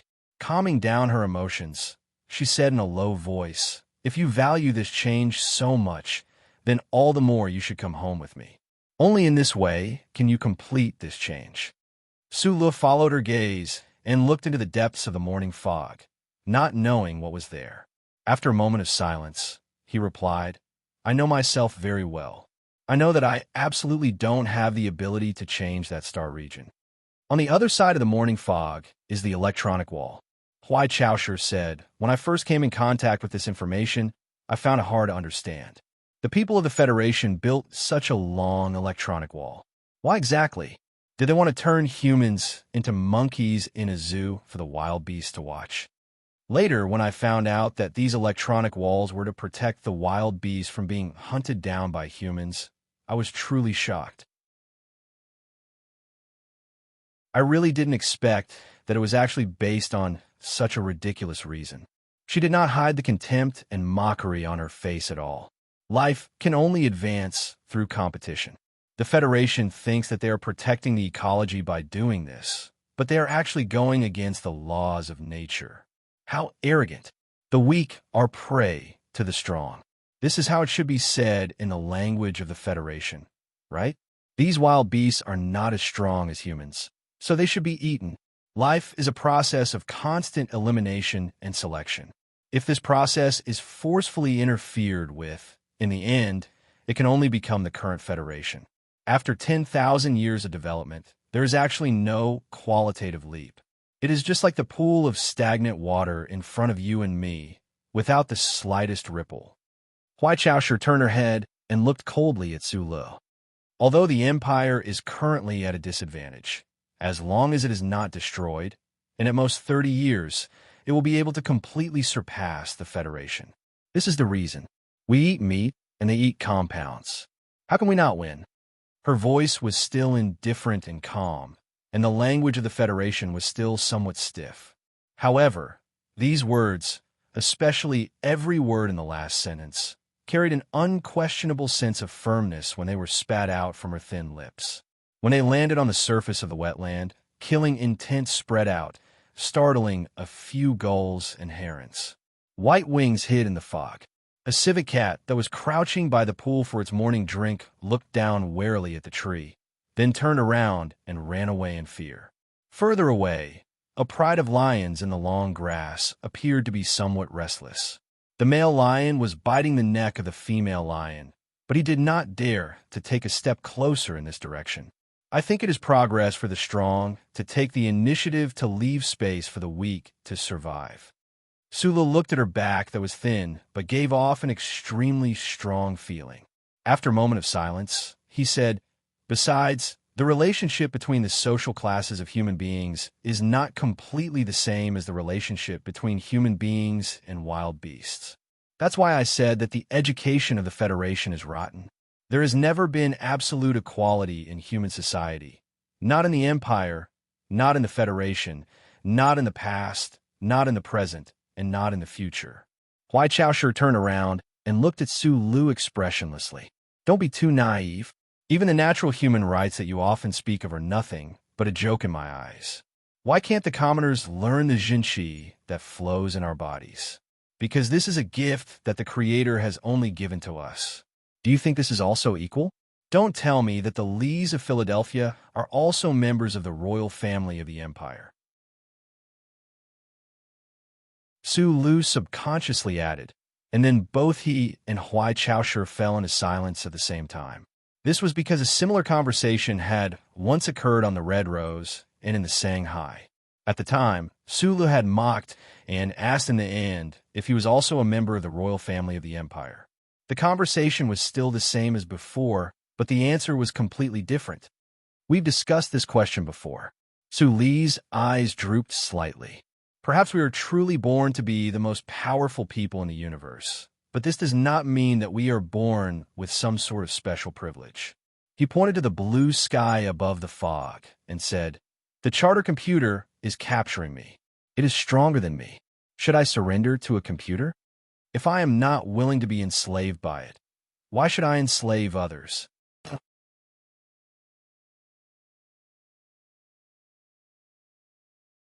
Chapter 827.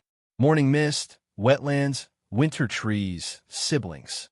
In the distance, the snowy peaks of Macho's former mountain suddenly appeared from the mist, reflecting the morning sun from the east. It arrived on this slope and broke the long silence and inexplicably oppressive atmosphere. "How are you going back to the Empire?" Sula asked. Huai Chaoshu calmly looked at him and said without hesitation, "I'm going to take you back with me." He had asked about the method of returning to the Empire, but she had answered about the state of returning to the Empire. During this exchange, a certain emotion entered Su Li's body, making his heart contract slightly. His thick eyebrows rose slightly, and he said in a low voice of self-mockery, "Humanity's training, responsibility. Do you really expect me to go to the Empire and become some crown prince, leading the Imperial armies back to the Federation in the future?" Calmly looking at his slightly tanned and thin face, Huai Chaoshu suddenly said, "Actually, I really wanted to talk about a man's responsibility, because although I look like a man and have a man's temperament, in the end, I am not a man." Her eyes narrowed slightly, and her hands were behind her back. She looked around indifferently in the light of the morning. Her entire body exuded the unique dominance, or perhaps strength, of a man. For someone like her to say such a thing, it was not funny, but rather sad. But I suddenly don't want to say it. I don't want to tell you how many people of the imperial family have died for this war, how many children my father and the other princes have sacrificed for the hero plan. I don't care if you are the last survivor of this plan, nor do I care what benefits you can bring to the Empire in this war. She looked into Su Li's eyes and calmly said, "I only have you as a little brother. I must bring you back alive. For me, this is the most important matter." In the snowy forest outside Qingqing prison, Huai Chaoshi spoke more briefly, but the meaning she wanted to express was basically the same. Moreover, Su Lu believed in the meaning and emotion she wanted to express. As the princess of the empire, crossing the river of stars to come to the Federation, no matter how great the benefits were, could not make up for the losses and risks she and the empire would suffer. Because he believed, he was moved. Because he was moved and confused about his identity, Su Lu had been slightly flustered. At this moment, standing under the winter tree in the wetland, he was moved again. He still couldn't call out that name, but Su Li's eyes became calmer and warmer. He thought that perhaps there was no reason in this universe, but perhaps some relationships were really precious. He looked at Huai Chaoshi and noticed that at some point, her hair had been dyed purple. He immediately thought that this was to conceal her identity as a member of the imperial family. But why was it purple? Shui has already dyed her hair black. Su Lu smiled. Huai Chaoshi smiled and said, "Although she is my sister, she is not related to you by blood, so you don't have to be nervous." Going northwest from the wetland where the two of them were, following the source of the gentle swamp, passing through the entire reserve, climbing up the steep rock mountain, and skimming over the tranquil lake on the other side of the mountain, there was a balcony not far away in a straight line. In the early morning, Lady Tai, who had been woken up by an emergency phone call, stood on the balcony expressionlessly in her pajamas. Her eyes swept across the rippling water as she silently listened to the deep and powerful voice on the phone. The warm and moist air flow converged through some unknown method, making this early winter balcony exceptionally pleasant. "Madam, I have already indicated the possible identity of this person. If you insist on providing protection for him, then the government will have no choice but to take legal measures. This concerns the fundamental interests of the Federation, so I will not make any concessions." Hearing President Pabre's resolute voice, Lady Tai's expression didn't change.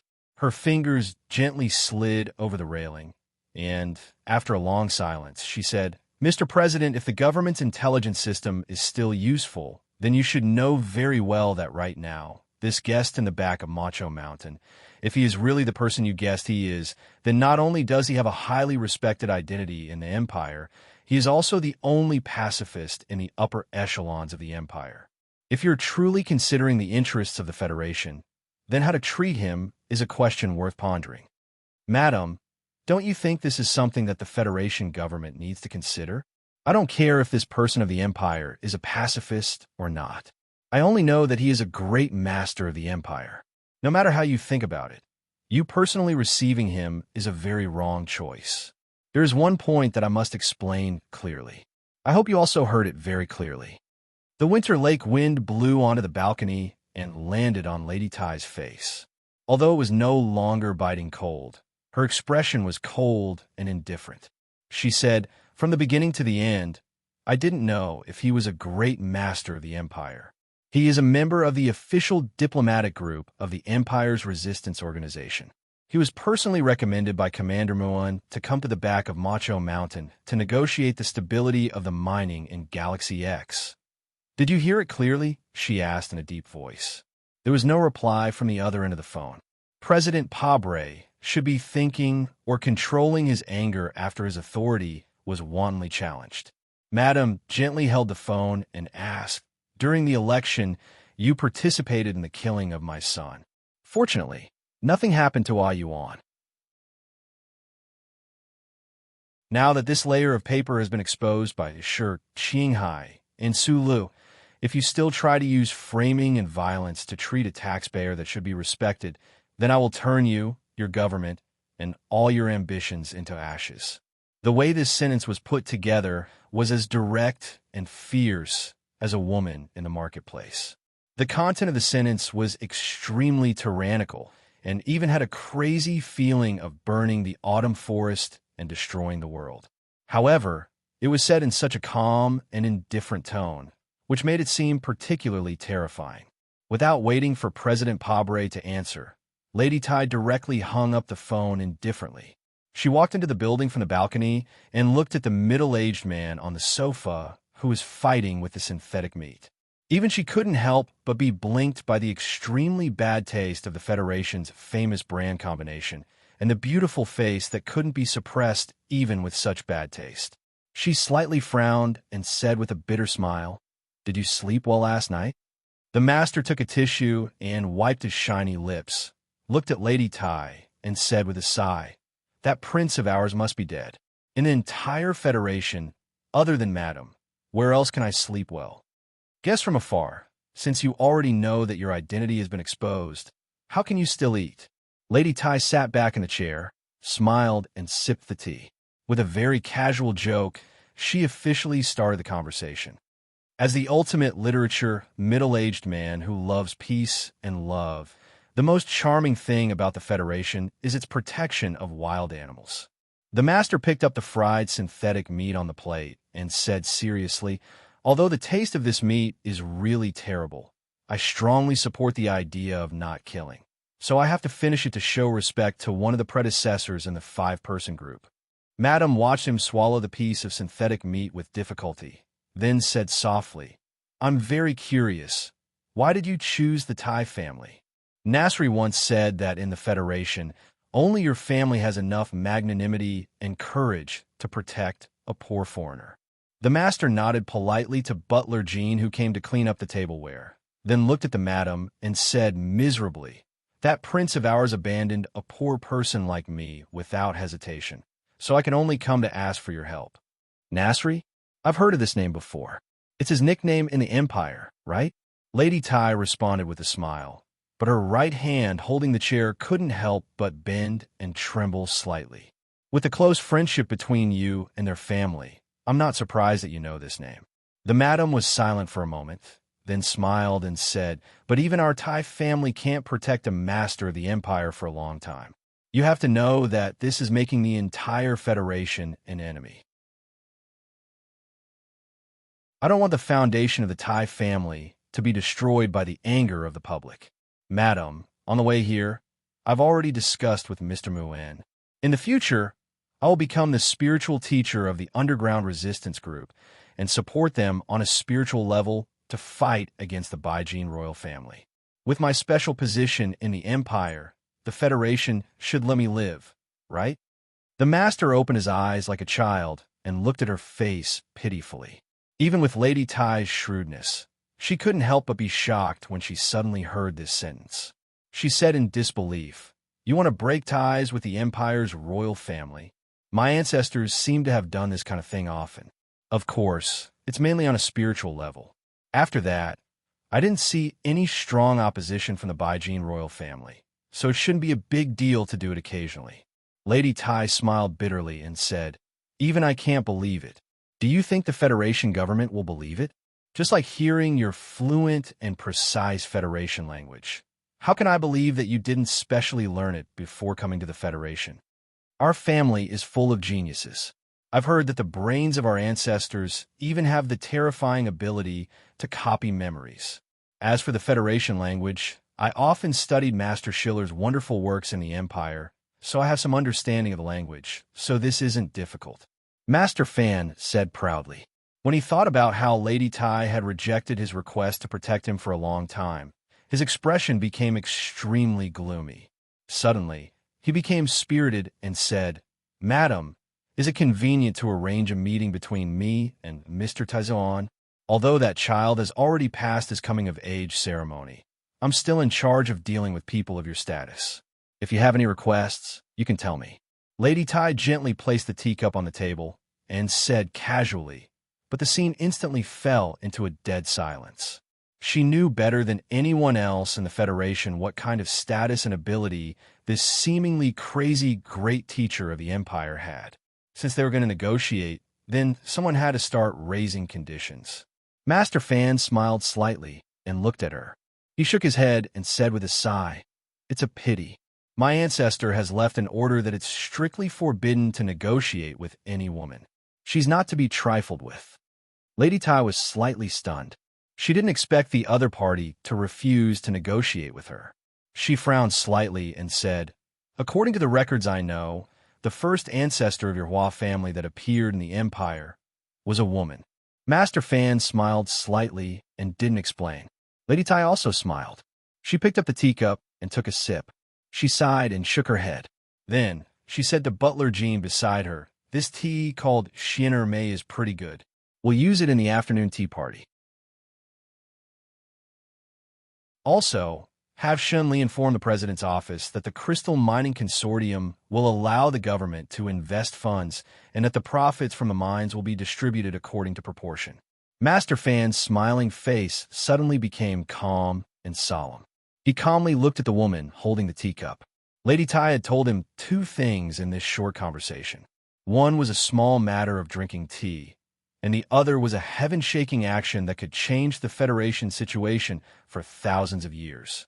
She told him these two things at the same time, but it just so happened that he felt it was a matter of course. "I'm impressed. This is the true meaning of lifting something heavy as if it were light." He looked at Lady Tai and praised sincerely. "In the conversation on the balcony just now, I have to say that your president is definitely not your match."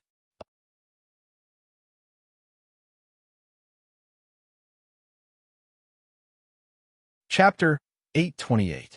It was not an exaggeration to say that the crystal mines were the lifeline of the Federation. The power of intergalactic space travel all depended on them.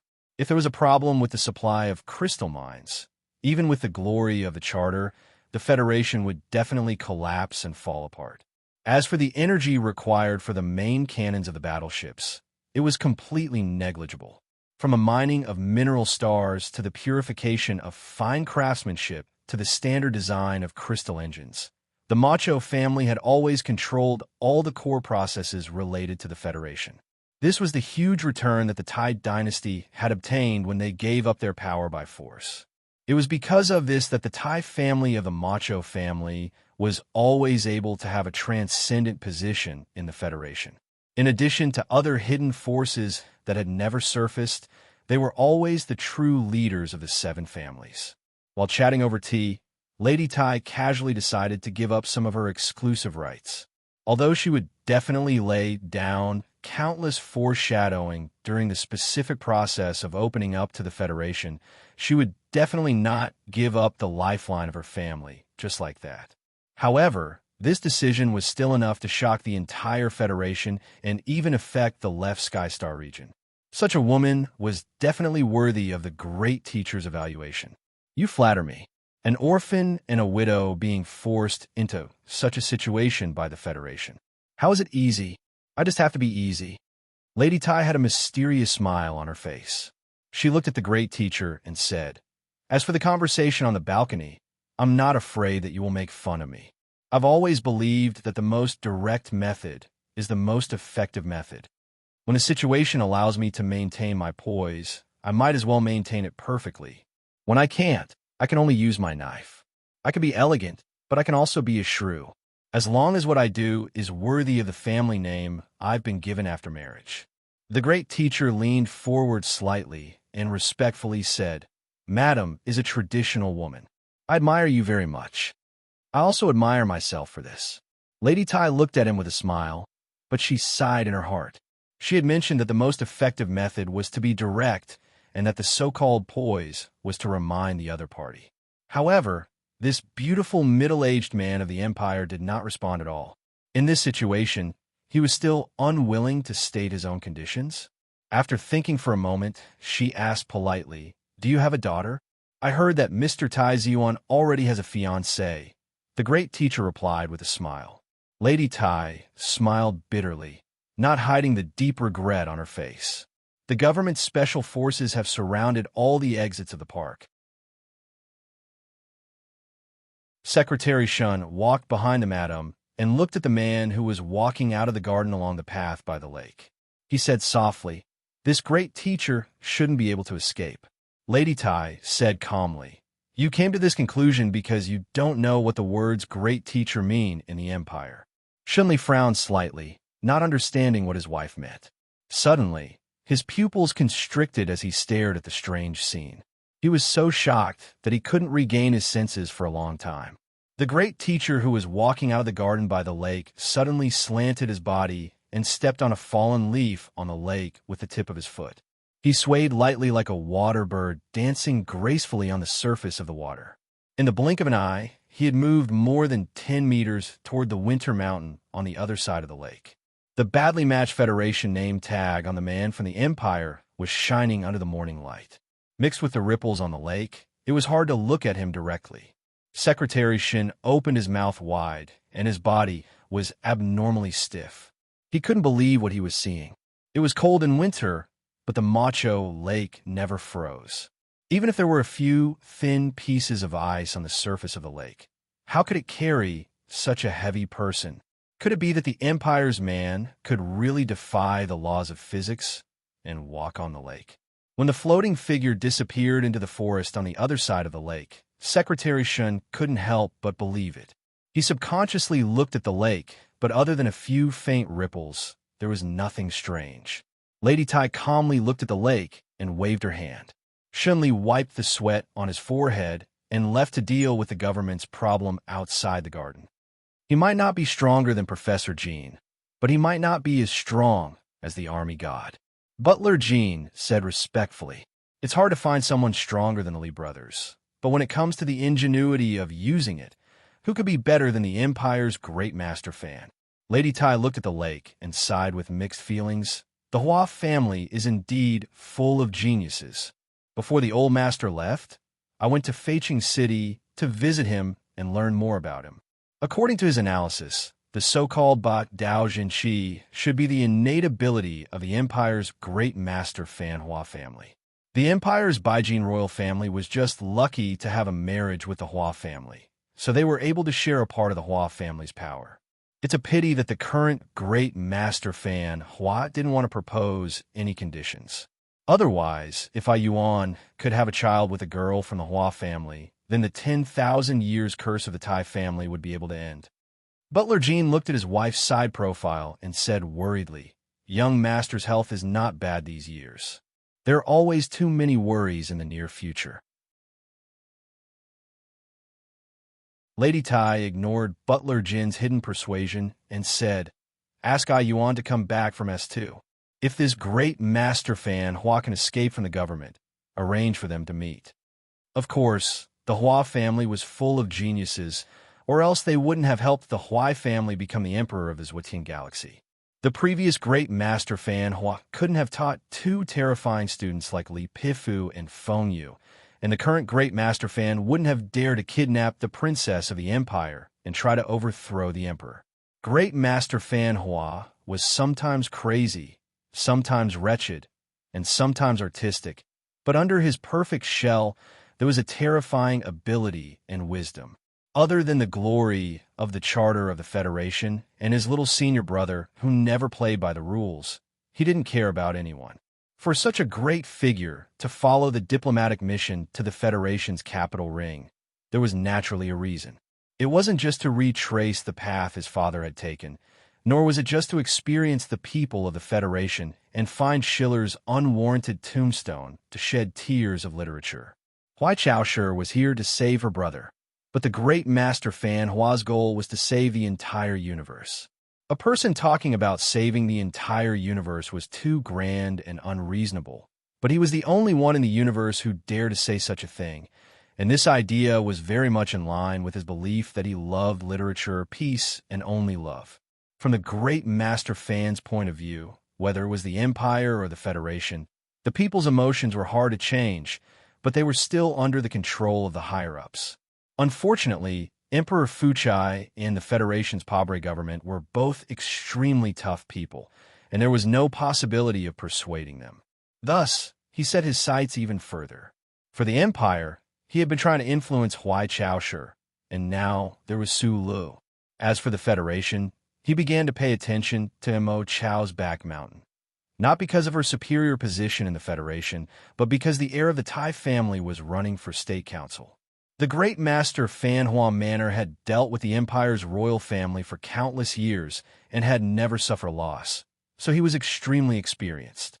As for the Tai family's thoughts, the great master Fan Hua's guess was very accurate. The Tai family was no longer willing to continue hiding behind the scenes, and that young state council member, called Taizi Yuan, was climbing step by step to the top of the Federation's political power. The great master fan, Hua, didn't mind waiting, but he wanted to communicate with that young council member in advance. Especially after talking with that madam. He was even more certain that the young council member would become the Federation's president in many years' time. This trip to Mo Chao's back mountain had already connected, and the other party didn't hand him over to the Federation government. The tip of the thread was already very beautiful, and the initial goal had already been achieved. As for how to weave this thread into a flower, that would be a matter for the future. Gliding down from the cliff, the tip of his foot stepped on a black bull's horn, causing the bull to raise its head and moo in confusion, but it didn't discover anything. Following that, another foot stepped on the thick back of another bull, bringing the great master fan's figure through the white fog like a ghost. The thick morning fog was already showing signs of dispersing, and the slightly humid air hit him in the face. He, who was already in a good mood, wanted to sing at the top of his voice. He finally remembered that this wasn't the empire where he dared to run naked on the streets, but the Federation that had the glory of the charter. He forcefully suppressed the singing in his throat and continued to appear like a flower in the fog, drifting forward. Drifting past the frosty white grass in the wetlands, avoiding the soft wet feces on the gentle slopes, passing through the withered trees that looked like giant potted plums in the winter, looking at the sheep diligently eating grass in the distance, the wild boar sleeping soundly in its own hot feces under his feet, and listening to the mournful cries of the insects under the grass roots under the trees. The great master fan really felt like he was floating in the air, and he praised endlessly in his heart. The environment of the Federation is indeed well protected. I'm actually liking that crappy computer more and more. This man who looked like a flower seemed to have some kind of amazing ability. He could sense the flow of the wind and the obstacles in front of him, and he could freely pass through them. However, in the next moment, he suddenly bumped into something in the morning fog. With a muffled bang, he fell heavily to the ground. Covering his bleeding nose, the great master fan crawled up from the ground in a hurry. He spat out a few mouthfuls of fresh mud mixed with blood, feeling very lucky that his mouth was not stained with any animal feces. Then he glared at the fog in front of him furiously and thought, what the F***CK is this thing that's so hard? The fog dispersed, and a man with a cigarette in his mouth pushed out a broken cart. The cart was very old and had only 3 wheels left, but it was very sturdy. Some things that seemed to have just been dug out of the mud were piled up in the metal carriage. It was hard to tell the age of the man with the cigarette in his mouth. His face was somewhat weathered, and the teeth that were biting the cigarette were black and yellow. They were very damaged. An old man pushing a cart. The great master fan stared at the guy. Suddenly, his pupils shrank sharply, overlapping this face with the face from many years ago. A miserable roar came out from his throat. Nasri, you son of a bitch! Where the hell did you steal my boat?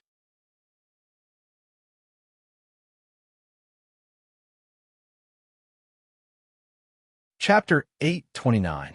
For some reason, the fog that had gradually thinned out by the rising sun had thickened again. However, it was still enough to see the man walking out of the fog. He wore an ordinary dark-colored coat and sturdy dark blue overalls.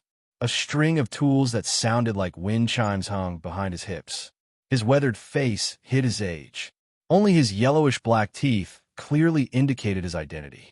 This was because this man had many important identities. In this life, he had fought against the glory of the Charter and had a myriad of incarnations. It was unknown which one he would use today when he suddenly appeared in the wetlands.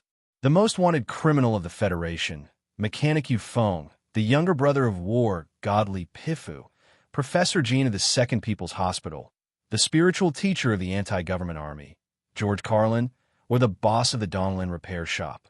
Feng Yu pushed the broken car away and reached his hands to his tight buttocks to wipe off the mud. With a cigarette in his mouth, he replied in a muffled voice, "Ship? Of course, I dismantled a long time ago. Otherwise, how am I supposed to make those damned reference chips?" Hearing this casual and matter-of-fact reply, the great teacher's handsome face suddenly blushed. Naturally, it was not because of shyness, but because he was extremely agitated.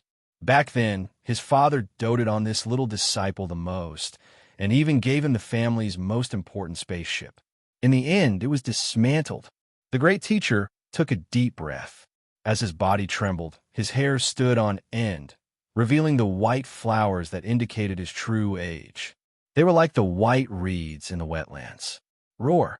With an extremely sorrowful and indignant scream, his body suddenly leaned forward, breaking through the thick fog in front of him and pouncing towards the opposite side. Because his speed was too shocking, as the fog scattered, it was as if countless afterimages could be seen in the air, like countless flowers blooming. Feng Yu's expression did not change in the slightest. He was still holding the burning cigarette between his lips, but his feet had silently sunk into the mud. The string of tools behind his buttocks that made a ringing sound suddenly became incomparably quiet for some reason. Puff, puff, puff, puff, puff. Countless muffled sounds rose and fell in the wetlands. The great teacher, whose body was distorted in the air, was like countless streaks of light as he continuously attacked at high speed. However, in the next moment, the countless afterimages in the air suddenly fused together and then fell heavily onto the wet and soft ground. In a morning fog, a powerful fist slowly retracted. Feng Yu's countenance instantly turned from pale to normal. He looked coldly at the great teacher, who was unable to stand up, and said with a slightly hoarse voice, "After so many years, you still haven't learned that you must be ruthless in a fight. You have great capabilities, but are extremely cowardly. You can't bear to hurt others, so you can only let others hurt you. Looks like I have to teach this good-for-nothing son of yours a lesson on behalf of Master. He's always like a woman. What kind of ability can he have?" Master Fan was lying on the wet ground in grief and indignation. Feng Yu took 2 steps forward. Just as he was about to strip the man naked and hang him on a tree to vent his anger for his teacher, he suddenly heard a cold and powerful voice coming from the thick fog. Who said that women don't have the ability? This voice, which came from the depths of the morning fog, instantly woke up all the living creatures in the wetlands. The light milky-colored fog rustled and fled into the air in fear. The shivering frost grass quickly lowered their thin bodies that were frozen. A figure came charging out from the light fog. His feet stepped on the grass as if he was stepping on a big drum, making vibrating sounds. It was as if he was only slightly slower than the speed of sound. He was like a clap of thunder with majestic power. Without saying a single word, he flipped his arm and smashed it toward Feng Yu's body. It was simple and direct, without any fancy moves. Feng Yu's pupils shrank slightly. He crossed his hands and went up to the figure. He had already expected this encounter, but he really didn't expect that the other party would come so quickly and so fiercely. It was even more powerful than he had imagined. It even made him feel a sense of danger that he hadn't felt for many years. Fist collided with fist, knuckles rubbed against knuckles. Suddenly, the air wave violently spread in the thick fog of the wetlands. The confrontation between the 2 people didn't make any sound, but the power was as terrifying as a fiery missile. The fog was shaken in an instant, and the surroundings were dark. However, there was a clear space of about 50 meters in radius. The air between heaven and earth seemed to be burning. The 2 figures flew away as soon as they came into contact. The hard hiking boots with ox tendon soles plowed a deep mark on the wet and soft mud. Feng Yu steadied himself and slowly took the cigarette from the corner of his mouth. He bent his finger and flicked it into the distance in the deep fog. He narrowed his eyes and looked at the young woman in front of him. The corner of his mouth was slightly raised with a trace of ridicule. He said in a hoarse voice, "The blood of the Hua family and the Huai family of Baiyin have indeed bred a monster in this generation." He coughed softly twice, and his right hand behind his waist trembled slightly. Huai Chaosher looked at him expressionlessly and said, "It's not that I'm very strong. It's that you Nasri are old." There was still a misty fog around the wetlands. Only here the morning fog was completely dispersed, and the winter tree on the gentle slope was very clear. Su Lu stood silently under the winter tree, looking at the man who was coughing nonstop. He suddenly said, "Uncle, long time no see." Feng Yu covered his mouth with his fist. He looked up at the tree and said with a smile, "Little guy, long time no see." Su Lu walked slowly from under the tree. He passed by Huai Chao Shi and came to him. He focused on the face that he hadn't seen for a long time. He looked at the familiar face of the wind and frost for a long time. It was so long that all the complicated emotions in his heart were forced to become indifferent. Then he asked calmly, "Aren't you dead? Then why don't you die? Why don't you die?" It was a very ridiculous tone, but it clearly conveyed his truest emotions after experiencing so many things and discovering so many unbearable truths. Hearing this, Feng Yu frowned slowly. He didn't hide the anger and ridicule on his face. Su Lu stared into the uncle's eyes and said word by word, "I hate King people who use death to deceive me. I hate people who want to control my life the most. But you did 2 in a row. So I want to ask, why don't you die?" His voice was still calm and gentle, without any emotional fluctuation. Especially when he said the words King mother. The rhythm was particularly calm and peaceful, so he sounded more angry and lost. Feng Yu looked at the little guy who had grown up since childhood. He suddenly felt that his eyes were still so small and ridiculous, but some aspects had become a little strange. After a moment of silence, he said with slight ridicule, "Is this all you want to ask?" "Of course not. I do have some questions I want to get answers from you," Su Lu replied. Feng Yu took out the cigarette case from his pocket. He wanted to smoke, but found that the cigarette case had been crushed by the impact of the energy just now. The cigarette inside had all scattered, like something from the past. He looked up at Su Lu and said, "It just so happens that I also have some questions that I want you to answer. You answer my questions first." "No," Su Lu said without hesitation. "I'll ask first. I'll only let you ask if I'm satisfied with your answers." Feng Yu threw the cigarette case to the ground.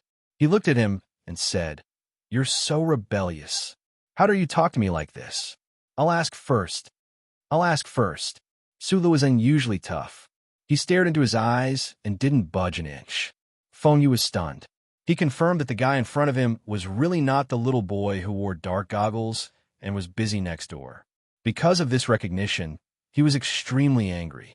He waved his arms and scolded, "You ate my food, used my food, and I taught you how to fix things. I taught you how to do things. Is this how you treat me now?"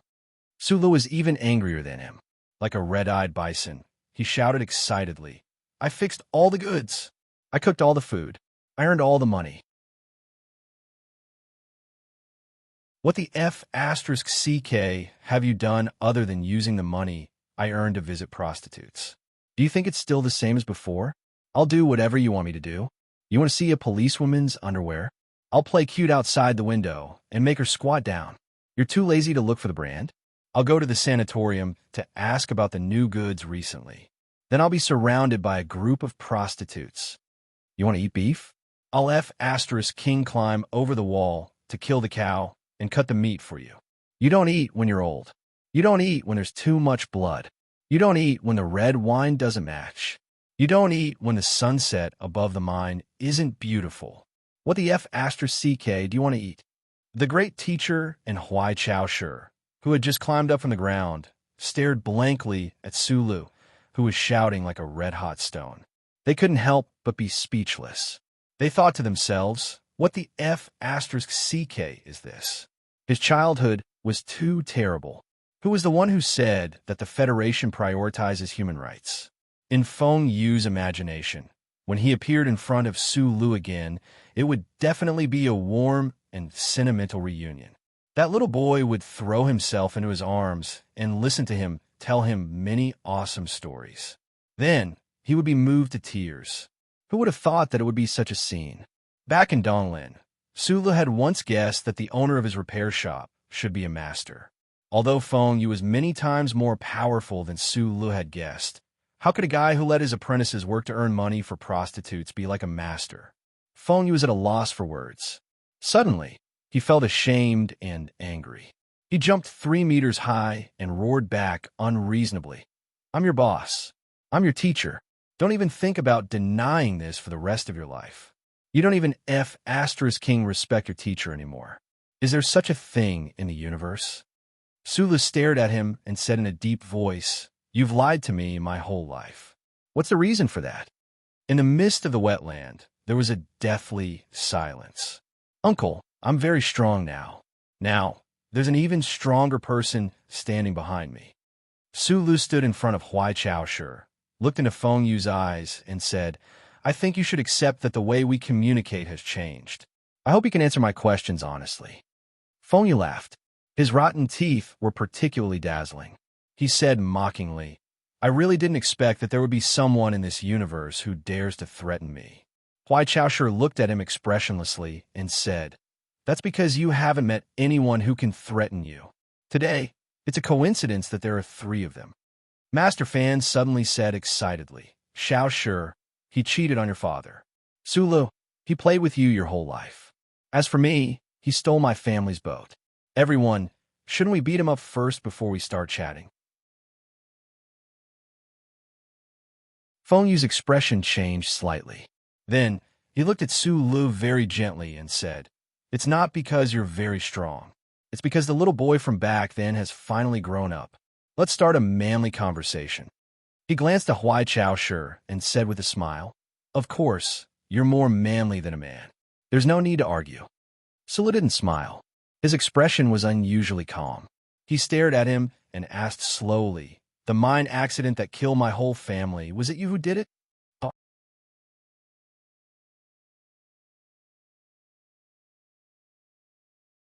Chapter 830. The living Feng Yu was already a legend. From a certain point of view, he was even more legendary than his dead brother, Li Pifu. If his incredible deeds were gradually discovered by later generations after his death, the human society would immediately become as lively as it was at the beginning of the Big Bang. For such a person, it was probably extremely difficult to find an existence that could threaten him except for the glory of the Charter. However, the other 3 people in the morning fog of the wetlands seemed to have the ability to do so more or less, especially Huai Chaoshi, who had unceremoniously proven her strength. Therefore, he had to be threatened. This was a very wonderful scene, one that had not appeared in the past 70 years. If the charter computer found these 4 people in the wetlands, it would not hesitate to shoot down the main cannon. More than half of the strong people in the universe would be wiped out, and it would be able to complete many of its historical missions. You know what I mean by family in mine disaster. Feng Yu looked at him with a trace of pity. The morning breeze blew his white hair. After a moment of silence, he replied seriously and calmly, It's not me. Hearing these 3 words, Sulu slightly raised his face. Looking at the sky that was still covered by fog, a relaxed smile appeared on his face. Probably because he had gotten rid of the deepest fear of these days, his body suddenly became relaxed and warm, as if he was soaking in warm water. Feng Yu's life was a life full of lies. No one would think that this legendary person would have such a bright temperament that disdained to lie. However, for some reason, just like when Sulu asked about the big explosion of the Empire before they met for the life and death contract in the mine, as long as he said no, he would believe him. Although he was a cold-blooded and despicable person, Sulu still believed him, or rather, was willing to believe him. Feng Yu's slender hands rummaged in the broken car for a long time. Like magic, he took out 2 bags of beef jerky, a bottle of red wine, and 4 crystal wine glasses that could be called handicrafts. Feng Yu slowly poured the red wine into 2 glasses and threw the rest to the great teacher. The great teacher took the wine and shook his head. Then, he walked towards the winter tree with Huai Chaoshi. Master Fan sat against a withered winter tree.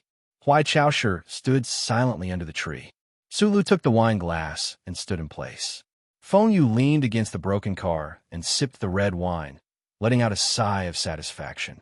He habitually touched his pocket and found that it was dry and empty. In front of him, Sulu took out a blue box of brand 37 cigarettes and handed it over. Feng Yu was slightly taken aback. He smiled and lit a cigarette. Then, he raised the lighter in front of Sulu. Sulu thanked him and lowered his head to light the cigarette. he said in a low voice. Let's talk about these trivial matters. After I came to Donglin, I investigated the mine disaster. It really didn't seem like an accident. It was too close to the residential area and too powerful. Biting the burning cigarette, Feng Yu's eyes pierced through the withered branches of the winter tree and the strange fog that did not disperse. He said, according to my deduction, the mining accident may have been caused by one of the seeds of the empire before you. The death of your foster parents and sister would be helpful for you to hide your identity more deeply. Sula narrowed his eyes. He vaguely felt that there was something wrong with this deduction. However, he could not see where the problem was. His mood was slightly cold, so he took a deep drag on the cigarette. With your personality, you definitely don't remember the last words I told you when we parted in the mine. One of them was to make you forget the words revenge. Feng Yu looked at him and said with a frown, no one knows whether the seed that helped you hide your identity is your distant uncle or cousin. Furthermore, he either left this world because of normal birth, aging, illness, and death. Otherwise, he would have been purged by the Bureau of Proclamation and turned into a ghost. There is no point in you remembering these things. Sula did not pay attention to this question. His eyes were cold and determined. It was as if he was looking at the lonely little grave in the west province of Donglin River. He asked in a low voice, I only know that there were 2 batches of seeds of the empire. Which batch did that person belong to? Not just 2 batches. In fact, it has always been in progress.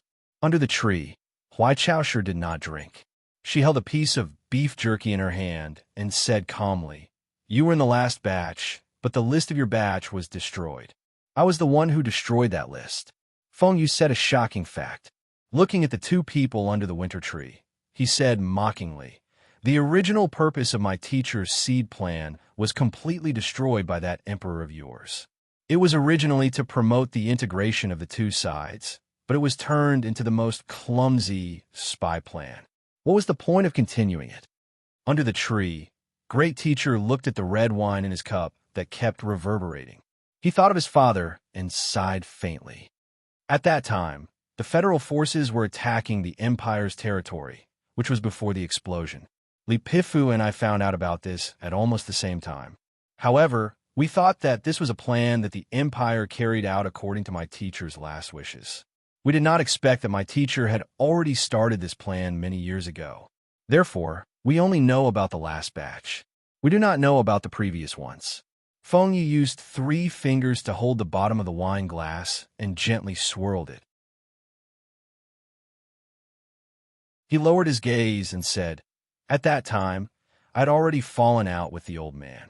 However, that huge explosion wouldn't happen for another year, so I hated him. However, he didn't hate me that much.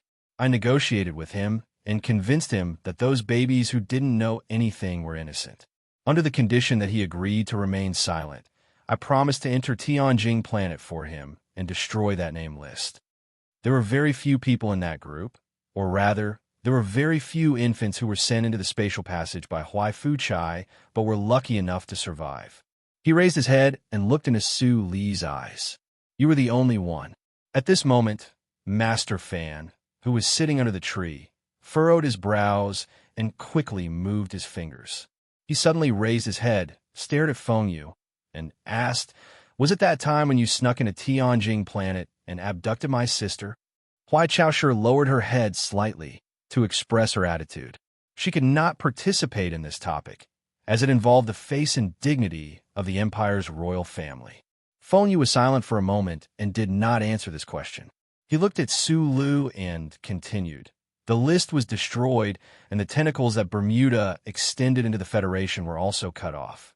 Therefore, from then on, no one knew where you, the seed, was except for me. Father and I only knew that you were still alive and should be in the Federation, but we didn't know where you were. What's your name now? However, we really did not expect you to be in the East Forest, as the executor would usually choose to send the hero to the West Woods or the Upper Forest. Huai Chaoshu calmly looked at Su Li's back and said, if you and Jian Shui'er had been engaged before entering the Empire, we would have known that you were not Nasri's illegitimate son. It would have been easier for us to understand everything. The great teacher drank a mouthful of red wine, shook his head, and sighed. Back then, I insisted that you and Jian Shuier were half-siblings. I even thought that Nasri did not care because he was perverted to a certain extent. Feng Yu laughed loudly. No matter how perverted I am, I can't watch my children commit incest. Furthermore, how could I give birth to such a pedantic son? Sulu, who had been silent for a long time, suddenly raised his head. His thick, straight eyebrows furrowed uncontrollably. Then, the old man should have guessed that I was from the Empire long ago. Before the old man died, he said that I was always by your side because I felt guilty towards you. In that case, he should have guessed this point, but I don't know when. Feng Yu's expression was indifferent. He extended his hand into the slightly cold air. True chi slowly gushed out, and a withered leaf above him fluttered like a butterfly. This is not difficult to guess. Apart from the perverts of my Li family, those who can have this kind of ability are either surnamed Hua or Huai. Su Lu frowned, and the two hands hanging by his side were tightly clenched. He asked gloomily, "Then why didn't he expose me? Let's go back to that conversation. The old man talked about you before he died." Feng Yu smiled mockingly and said, "He said that if this was a gamble, then he had already entered the game and would definitely win. He couldn't accept it for the rest of his life. He couldn't understand one thing.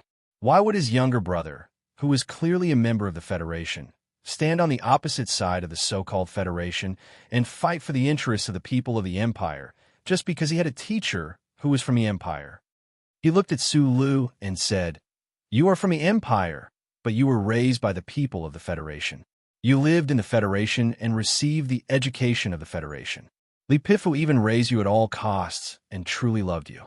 He just wanted to know if you would be like me and still stand on the side of the Federation even after knowing your true identity." Huai Chaoshu said in a low voice, "Wishful thinking." Feng Yu looked at Su Lu with a faint smile. "Is that so? Although I think the old man's gamble is very childish, at least for now, I don't think he is lost. Back then, in the military prison of Qingsheng, when the Federation's god of war Li Pifu met Su Lu for the first time, no one knew what kind of complicated mental process he went through. Even when the old man fell into eternal sleep in Feiqing, no one knew. But Su Lu himself remembered that meeting very clearly. It was not only because of the awe he felt when he first saw the most extraordinary snowy peak in the universe, but also because of many details of the meeting. At that time, the old man had asked him with an extremely serious expression, "Can you not betray the Federation?" "Of course. If something goes wrong in the future, I will personally kill you." Li Feng, present. "If in the future Su Lu betrays the Federation and I die of old age, you will be responsible for killing him." "Yes, Marshal." "Su Lu, if you can remove the chip, you can go to the Empire and pretend to be a member of the Imperial family." On a cold winter day, sweat suddenly seeped out of his clothes.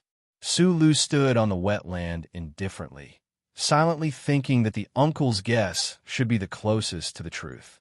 That old man should have guessed his true identity from the first time they met. But now, did he count as betraying the Federation? "Nasri, why would your monster brother, who is even more cold-blooded than you, be so impulsive? Disregarding the safety of the foundation of the Federation and nurturing Su Lu, the prince of the Empire, at all costs just to spite you?" The great teacher shook his head and said, "This is not something Li Pifu would do. This is probably what Li Pifu is most willing to do. As long as I don't say it, no one in this world may guess that he is from the Empire. In fact, even if I say it, no one will believe me. Then, if we continue on the usual path, the one who will lead the federal forces to destroy the Empire in the future will definitely be the successor of the god of war, Su Lu." Feng Yu said, "Let the Empire be destroyed in the hands of someone from the Empire. Don't you think this is the most interesting and powerful idea for an old man who has been following the rules all his life?" "It will be exposed one day," Huai Chaoshu said with a frown. "Then it's even more interesting. The new god of war of the Federation is from the Empire. Then, what will happen next? Peace." Feng Yu drank up the red wine in his cup and sneered, "Regarding this bet, He is not betting with me, but with the teacher he killed with his own hands. In my eyes, the old man has been living in the shadow of that incident for the rest of his life. He became the god of war because of it. Every time he is pushed up the altar by the Federation, the shadow in his heart becomes thicker. So, he really wants to know if what the teacher did back then was right. Feng Yu's expression was very sarcastic, and his laughter was very exaggerated and hurried. So King funny. This chapter is about one of the biggest problems of this story. The plot is too important, so it is written too slowly. The third chapter is around 3 o'clock. Actually, there are many times when I really want to strongly suggest that everyone watch the corresponding plot before and after the episode. For example, when Old Manly met Su Lu for the first time, the buttons were left on. I'm worried that everyone will forget, just like what I did in the past. See chapter 20 here. But later, I feel that I am thinking too highly of myself.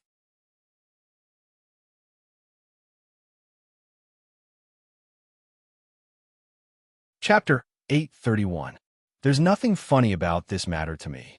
Su Lu pinched the cigarette and looked around, as if he was looking for an ashtray. Then he realized how ridiculous he was. He curled his lips in self-mockery and threw the cigarette, but to the ground. He looked up at Feng Yu and said seriously, "If I have the chance to go to the Empire and see that Emperor again, I will definitely ask him why he threw me here without my permission." Huai Chaoshi, under the winter tree, frowned slightly. She was not used to the way Su Lu addressed her. That should be His Majesty or Father, or at least Father. Feng Yu shrugged and finished the last puff of the cigarette. He spat the bitter saliva beside his feet and said, "I agree with that. That guy is indeed a bit perverted. But he is too far away. The old man is already dead. The three guys who changed my life are now right in front of me. So, just like how I always asked when I was young, I really want to ask you clearly." Su Lu finished the red wine in the cup and put the cup on the broken card. He looked at him and asked seriously, "Who are you, you son of a B*TCH? What right do you think you have to control my life? A traveler in the stars? No, the former great teacher might be, but you are not. In the past few decades, you have created so many storms in the universe. Why? Revenge for your teacher? But why do you always stop when you're halfway through? Because you lack patience? Or is it because you're really cold in nature and don't care about anything? You, as George Carlin, open the iron window above the heads of the people of the lower class and let them see the sun. Then you started to smash the solid wall with all your might. The students and the anti-government army started to rebel happily. You even gave Qiao Dao a blue light. The conflict intensified and the war started. Where did you go in the end? You went to the Empire to support the underground resistance. You befriended Mr. Leader and put your other student, Qi Dabing, in there to help him become the next leader. In the end, you returned to the Federation. You just ignored it? You gave birth to a daughter, but in the end, you threw her to the old man you despise the most, while you wandered the universe and enjoyed yourself. You took in an apprentice, and that's me. Look at me now, don't you feel guilty? People from the Empire? People from the Federation? Thank you. I've lived for more than 20 years, but I still don't know who I am. I don't even know what I should be called. Do you think this is fun?" Su Lu narrowed his eyes and looked at him. He spread out his hands and asked seriously, "Uncle Boss, have you really never known how to write the word responsibility in your life?" Feng Yu silently listened to him, venting his emotions. Suddenly, he raised his eyebrows and said mockingly, "Responsibility? Why should I be responsible? How can I be responsible?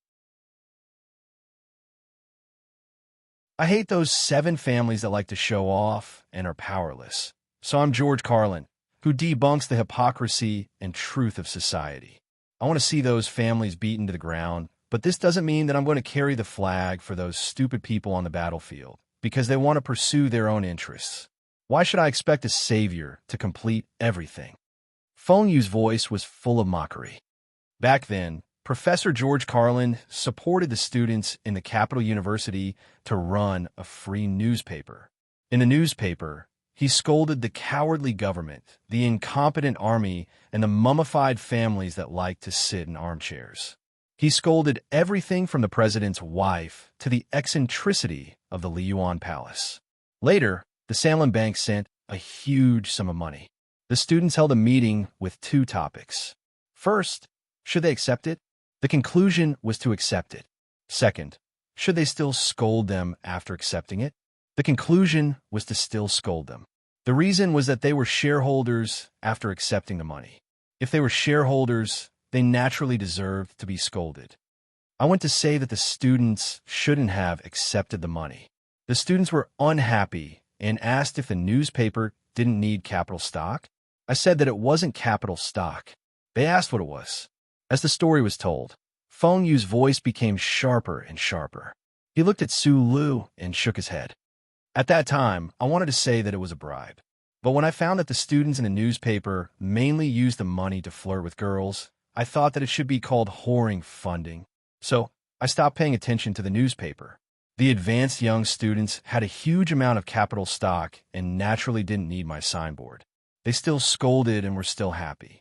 In the end, they were caught by the police in an unlicensed brothel and were charged with the crime of incest. Only then did this matter come to an end. Of course, I didn't think that these students should go to jail for 2 or 3 years just because they scolded a few people. So I went to the Liyuan Palace and borrowed his small round hat to play with for 2 days. But this matter made me understand some things. These were some young students who had received higher education. If even they were so stupid and bastards, then why should I be responsible for the people who are even more stupid and bastards? What information asymmetry? What dark family? What unfair legal system? It's all fake. Humans are a very inexplicable creature. All the vile and despicable things are in everyone. Feng Yu spread out his hands and said with a smile, "As for the other things you want me to be responsible for, how can I be responsible for the teacher who died in the hands of his own brother? Kill him directly? Well, even if I killed my family for personal vengeance, I still have to be able to kill him. Does this count as being responsible? I fell in love with a little girl when I was middle-aged. After she grew up, she took the risk of escaping from the imperial palace. I was just about to take her away when the house she lived in was blown to pieces by the Federation's missiles. Her body wasn't even found. How can I be responsible? I had just found my daughter when I was discovered by that damn charter computer. Tell me, how should I be responsible? Does that big explosion count? Does it count that I became the most wanted criminal of the Federation? Does it count that the old man finally broke up with me? Does it count that my rotten teeth? Does it count that the best friend of my life was in a cold war with the woman he loved most in the last few years before his death because he refused to sign the arrest warrant? His smile was very cold, and his tone was very calm. But in this long paragraph, countless words were like countless sharp alloy knives that slashed at the quiet wetland, the thick fog, and the sky above the winter tree, leaving deep marks and scars everywhere. It was so sad that it was about to crack. Su Lu pursed his lips tightly and looked at him silently. Under the winter tree, the great teacher's mood was gloomy. There was a faint sadness in his eyes, probably because he thought of his dear sister and his other niece that he had never met before. Huai Chao Shi, who was usually indifferent, had the most complicated expression at this moment. She was a little sad and a little lonely. She said in a low voice in self-mockery, "I don't care about the internal affairs of the Federation that you're talking about. When my mother fled the royal palace, I already have some vague memories. If she was still alive, I would like to ask her if she was responsible for abandoning her husband and daughter like this. When I first met your mother, she was just born. I watched her grow up, so I know her very well." Feng Yu's eyes were cold as he said slowly, "Although I didn't have the chance to ask her, I believe that the pain she felt when she left you was no less than yours." Then he continued indifferently, "The people I knew back then all said that I was heartless, cold-blooded, and irresponsible. But who in this world has ever been responsible for me? I told Li Pifu that my epitaph in the future will be, 'I won't forgive anyone, and you don't have to forgive me either.'" A gentle breeze blew over, carrying a faint mist. Feng Yu's unkempt hair trembled in the wind. Only now did Su Lu notice that the wrinkles at the corners of his eyes were much deeper than before, and the silver at the roots of his hair was unusually striking. Perhaps it was because Li Pifu was already dead and the uncle had lost his last opponent in the universe. His eyes were wide and empty, so he appeared much older. Uncle, you're not someone who needs sympathy. After a moment of silence, Su Lu said, I never participated in your history, so I don't need to forgive you, and I also don't have anything that requires your forgiveness. I want to make this clear. Feng Yu smiled in relief and said, This is what I want to see. Teacher has been very good to me since I was young. He even gave me that ship. I have nothing to repay him with, so I chose to go to Donglin to watch you grow up. After all, I thought that you were the last seed in his plan, but in the beginning, I didn't plan to participate in your life. I didn't even plan to tell you about my true background. I remember that I once asked you why you chose me when there were so many repair shops in Donglin. Now, I vaguely understand that this is probably fate. Feng Yu raised his head and looked at the blurry sky that seemed to have countless faces like him. He said slowly, Since you found me, then I can only bear this responsibility. You asked me if I've ever been responsible? At least you count as one. He lowered his head and looked at Su Lu. He said indifferently, My way of being responsible has always been different from others. I hoped that you would become a strong man who dare to hurt others and prevent yourself from being hurt, but I didn't expect that you would inexplicably become a good and detestable rock. So when you said that you won't forgive me, I'm very relieved. A man living in the stars should be an evil guest. Deep underground of the Bureau of Proclamation building, rows of data compiled in green machine language flowed on the giant 2D light screen. There was no Bureau of Proclamation staff in the spacious space. Only the data mixed with the faint sound of static electricity flowing at high speed, like a dark green waterfall. Other than some extremely strange and abnormal geniuses, no one could see or understand the true meaning of the machine language. Naturally, no one could see it clearly. Every 5 seconds, the image of an eye would appear in the green waterfall of data. It would appear for about 0.001 seconds. The eye had no human emotions. It seemed to be looking up into the distance. It was unknown where the indifferent gaze was looking through the countless meters of underground. Abnormalities 1 to 73 have been overlapped. The bait plan will enter the next phase. Draw up an attack plan and submit it to the relevant departments for approval. Warning. This is the first sequence of events. The Federal Central Computer coldly issued the warning. Then, the precise coordinates of the center of the wetland, shrouded in thick fog, were transmitted at the speed of light to the qualified departments.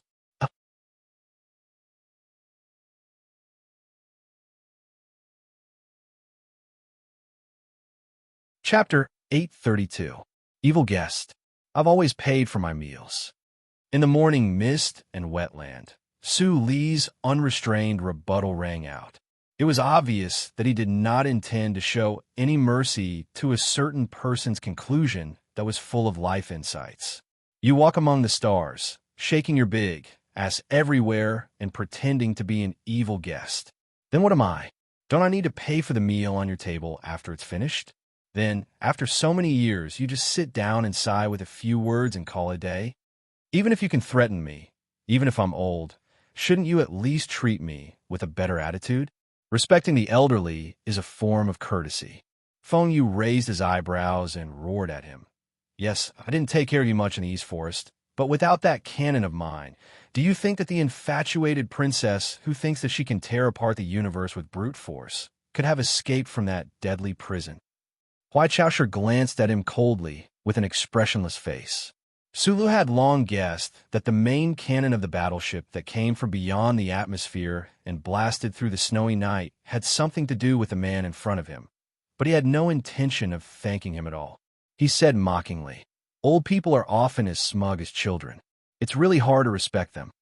I know that you are still immersed in the self-identity disorder and the inner struggles of those so-called artistic youths, so I don't blame you for losing your composure.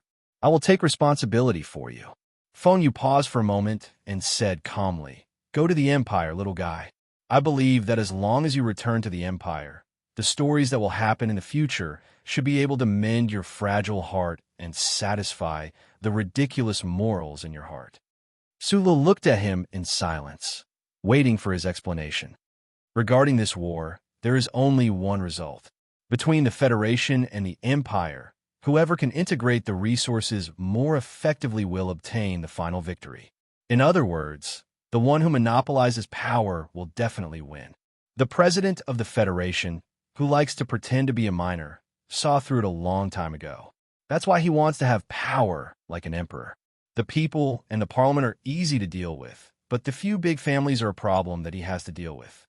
The problem with the Federation lies in the families that share a symbiotic relationship with it.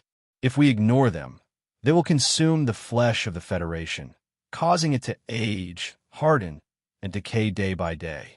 But if we try to dig out these tumors, the Federation will bleed to death. Feng Yu said mockingly, "If I can't do it, who else can?" On the contrary, your emperor in Left Sky Star area is cold-blooded, a bastard, and a hypocrite. Look at how he dealt with Keaton and the other princes. In the next 30 years, no one can shake his throne. Therefore, the Empire will definitely win. This was a war that spanned across the River of Stars and was very likely to set the entire universe ablaze. Yet, this man with a mouth full of rotten teeth in the morning mist casually pointed out the final outcome. Some of the 3 people present were willing to believe it, while others were unwilling to. However, they had to admit that even though this reasoning was simple and even unreasonable since it came from his mouth, it was extremely powerful. Just like how he was so confident and even narcissistic when he mentioned the problems within the Federation, it was completely unquestionable. Even he could not overthrow the 7 great families. So how could the current government do it? You are not a guy who can watch your biological parents beat your adoptive parents until they are covered in blood without saying anything. Feng Yu looked at Su Lu and said, "Teacher wants peace. Right now, you should be in great need of this mental soothing agent. Therefore, you must return to the Empire and return to the side of that emperor of yours. You can even try being the emperor for a few days for fun." Under the winter tree, the great teacher stood up with the help of the tree trunk. Rubbing his back, he said, "The one who wants peace is my father. I will give it to him. I don't need a guy like you to meddle." Huai Chaosher put down the wine cup in his hand and looked at Su Lu. "What we want is victory. Peace can only be the spoils of war after victory. But right now, I don't want anything because these things have nothing to do with me." Su Lu shook his head and looked at Feng Yu. "In the end, my life has been played by you people. Please allow me to raise my middle finger to you old people from the depths of my heart. Furthermore, I don't want to continue being controlled by you people in the future." He raised his left hand. The metal bracelet on his wrist seemed exceptionally holy in the milky mist. "I will not return this bracelet to you. Just treat it as the compensation you've gave me on behalf of everyone in the first half of my life." Then he shrugged and continued, "Furthermore, I believe that I deserve that sentence more than you do. In this aspect, I have the confidence to show off a little." Feng Yu looked at him and spread out his hands. "I have already returned that stupid electronic watch of yours to you. I snatched it from that idiotic student of yours. So did not back down. I'm very unhappy that you threw away the thing I gave you to someone else." Feng Yu said in disgust, "I mainly wanted to tell you that I'm still alive. I don't want a little boy in this world to cry whenever he thinks of me." He scratched his head and said, "You should have finished asking your questions. It's my turn. I just want to know what's going on between you and that broken computer. And where did you get that weird permission from?" "I accepted the initiative to contact you." Su Lu gave a simple answer. Some remnant information in the chip activated a backdoor program of the Federal Central Computer. Thus, I became the first target of protection. Remnant information? Feng Yu's brows furrowed as he thought of some very important questions. However, he did not explain anything. After a moment of silence, a faint self-deprecating smile appeared on his face as he said, "I escaped under its nose for several decades. Only now do I know that I actually had 71 chances to talk to that guy directly." "Do you regret it?" Su Lu mocked. "No." Feng Yu raised his eyebrows and laughed. "Talking to a stupid computer directly is too stupid. The strange and thick fog in the morning finally could not withstand the invasion of the sun and gradually showed signs of dissipating. Sulu looked at the uncle's weathered face and said, "Uncle, I don't care if you really dismantled that ship or not, but I know that you have a way to take them away from the Federation. Please take them away." Hearing this, Huai Chao-shi, who was under the winter tree, frowned. She did not expect that Su Lu would still insist on not returning to the Empire with her under such circumstances. "What about you?" Feng Yu looked at his student with a smile that was not a smile and said, "You insist on staying." Master Fan suddenly thought of something, and his expression changed slightly. He took 2 steps forward from under the tree and said in shock, "Kid, do you really want to learn from that guy in the 8-part opera and commit suicide in the end? Although you call this a hero plan, and the Federation once made me a hero, I know very well that I am not cut out to be a hero. Of course, I will not commit suicide." Sulu looked at them and said with a smile, "We are not in the same boat, at least for now. Therefore, I will not board your boat. Besides, who knows when I will have my own boat. You want to stay and compare yourself with that stupid computer? You want to stay and test the level of evil in people's hearts?" Feng Yu replied with a smile, "Being a hipster is indeed a disease. You will die. I don't think the charter computer is very strong. I have endured it for the past 2 days by myself." "No," Feng Yu said with a slight mocking tone. "You think it is not strong because it does not want you to think it is strong. Even if it is a stupid computer, it is still the most powerful stupid computer in the universe. Regarding these aspects, you are still too inexperienced. Therefore, you cannot understand its current thoughts. In about 3 minutes, a dense barrage of missiles and battleship main cannons will cover the area we are in now." Feng Yu took down a broken computer from the broken cart and pointed at the data stream on the screen of the workbench. He looked at the 3 of them and said with a smile, "I have never really defeated it in my life, but believe me, as long as I'm alive, it will not be able to defeat me." On the 2-dimensional screen in the basement of the Bureau of Proclamation, the data stream compiled by the dark green mechanical language was still flowing. Just like how it had been for tens of thousands or even hundreds of thousands of years, there was no pause or change. The Federal Central Computer calculated all the missions with a cold mechanical mind and ordered them strictly according to the order and the degree of danger. For it, Feng Yu, who had countless identities, was undoubtedly a more important target than Su Lu. From the moment the Morning Dawn launched its main cannons during the riot in the military prison of Qingqing, the anomalies of missions 1 to 71 and 73 entered its field of vision. It used the fastest speed to draft a capture or elimination plan, which it named Bait. Just as Feng Yu had deduced, the real ability of the Federal Central Computer was definitely more powerful than what Su Lu had felt these days. However, the powerful and unshakable priority of the plan had created such a situation. If it was described in terms of anthropomorphic thinking, it was probably deliberately showing weakness to lure more important enemies into the encirclement. The overlapping of anomalies and the arrival of additional important targets directly triggered the relevant program. From the perspective of the plan, the Federal Central Computer's arrangements and calculations were very precise and perfect. There was nothing to nitpick about. The elimination plan was to be carried out in an uninhabited wildlife sanctuary. Although the dense fog affected the fixed location of the military satellite to a certain extent, as long as the amount of ammunition was increased, it could still guarantee that the targets would be completely eliminated in the first place. The 3 battleships on standby outside the atmosphere were ready to launch their main cannons. A certain land missile base in South Kazhou had launched a powerful missile.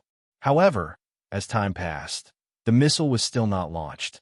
The plan drawn up by the Federal Central Computer had encountered some kind of setback. It had nothing to do with the data stream that had quietly snuck into the light and then disappeared like a thief. The Federal Central Computer had already done the core data protection. The green data stream on the 2-dimensional light screen flowed slowly. After an unknown amount of time, the image of the eye that appeared once every 5 seconds quietly emerged. It calmly and silently watched the humans in the Bureau of Proclamation building and the officials who were fiercely debating in the official residence. It could not understand why its plan was so perfect and simple, but these humans were unable to carry it out. It had been at least 7 minutes since the alarm was sent and the request was submitted. However, the humans who had the authority still had not made a decision. Unable to directly carry out physical operations, the Federal Central Computer had to work under the orders of the humans. Therefore, it could only wait in silence. It could not even feel angry. It was so lonely and lonely. You're tuning into the Warrior Lore YouTube channel. Don't forget to subscribe and join us on this journey to catch the most captivating stories.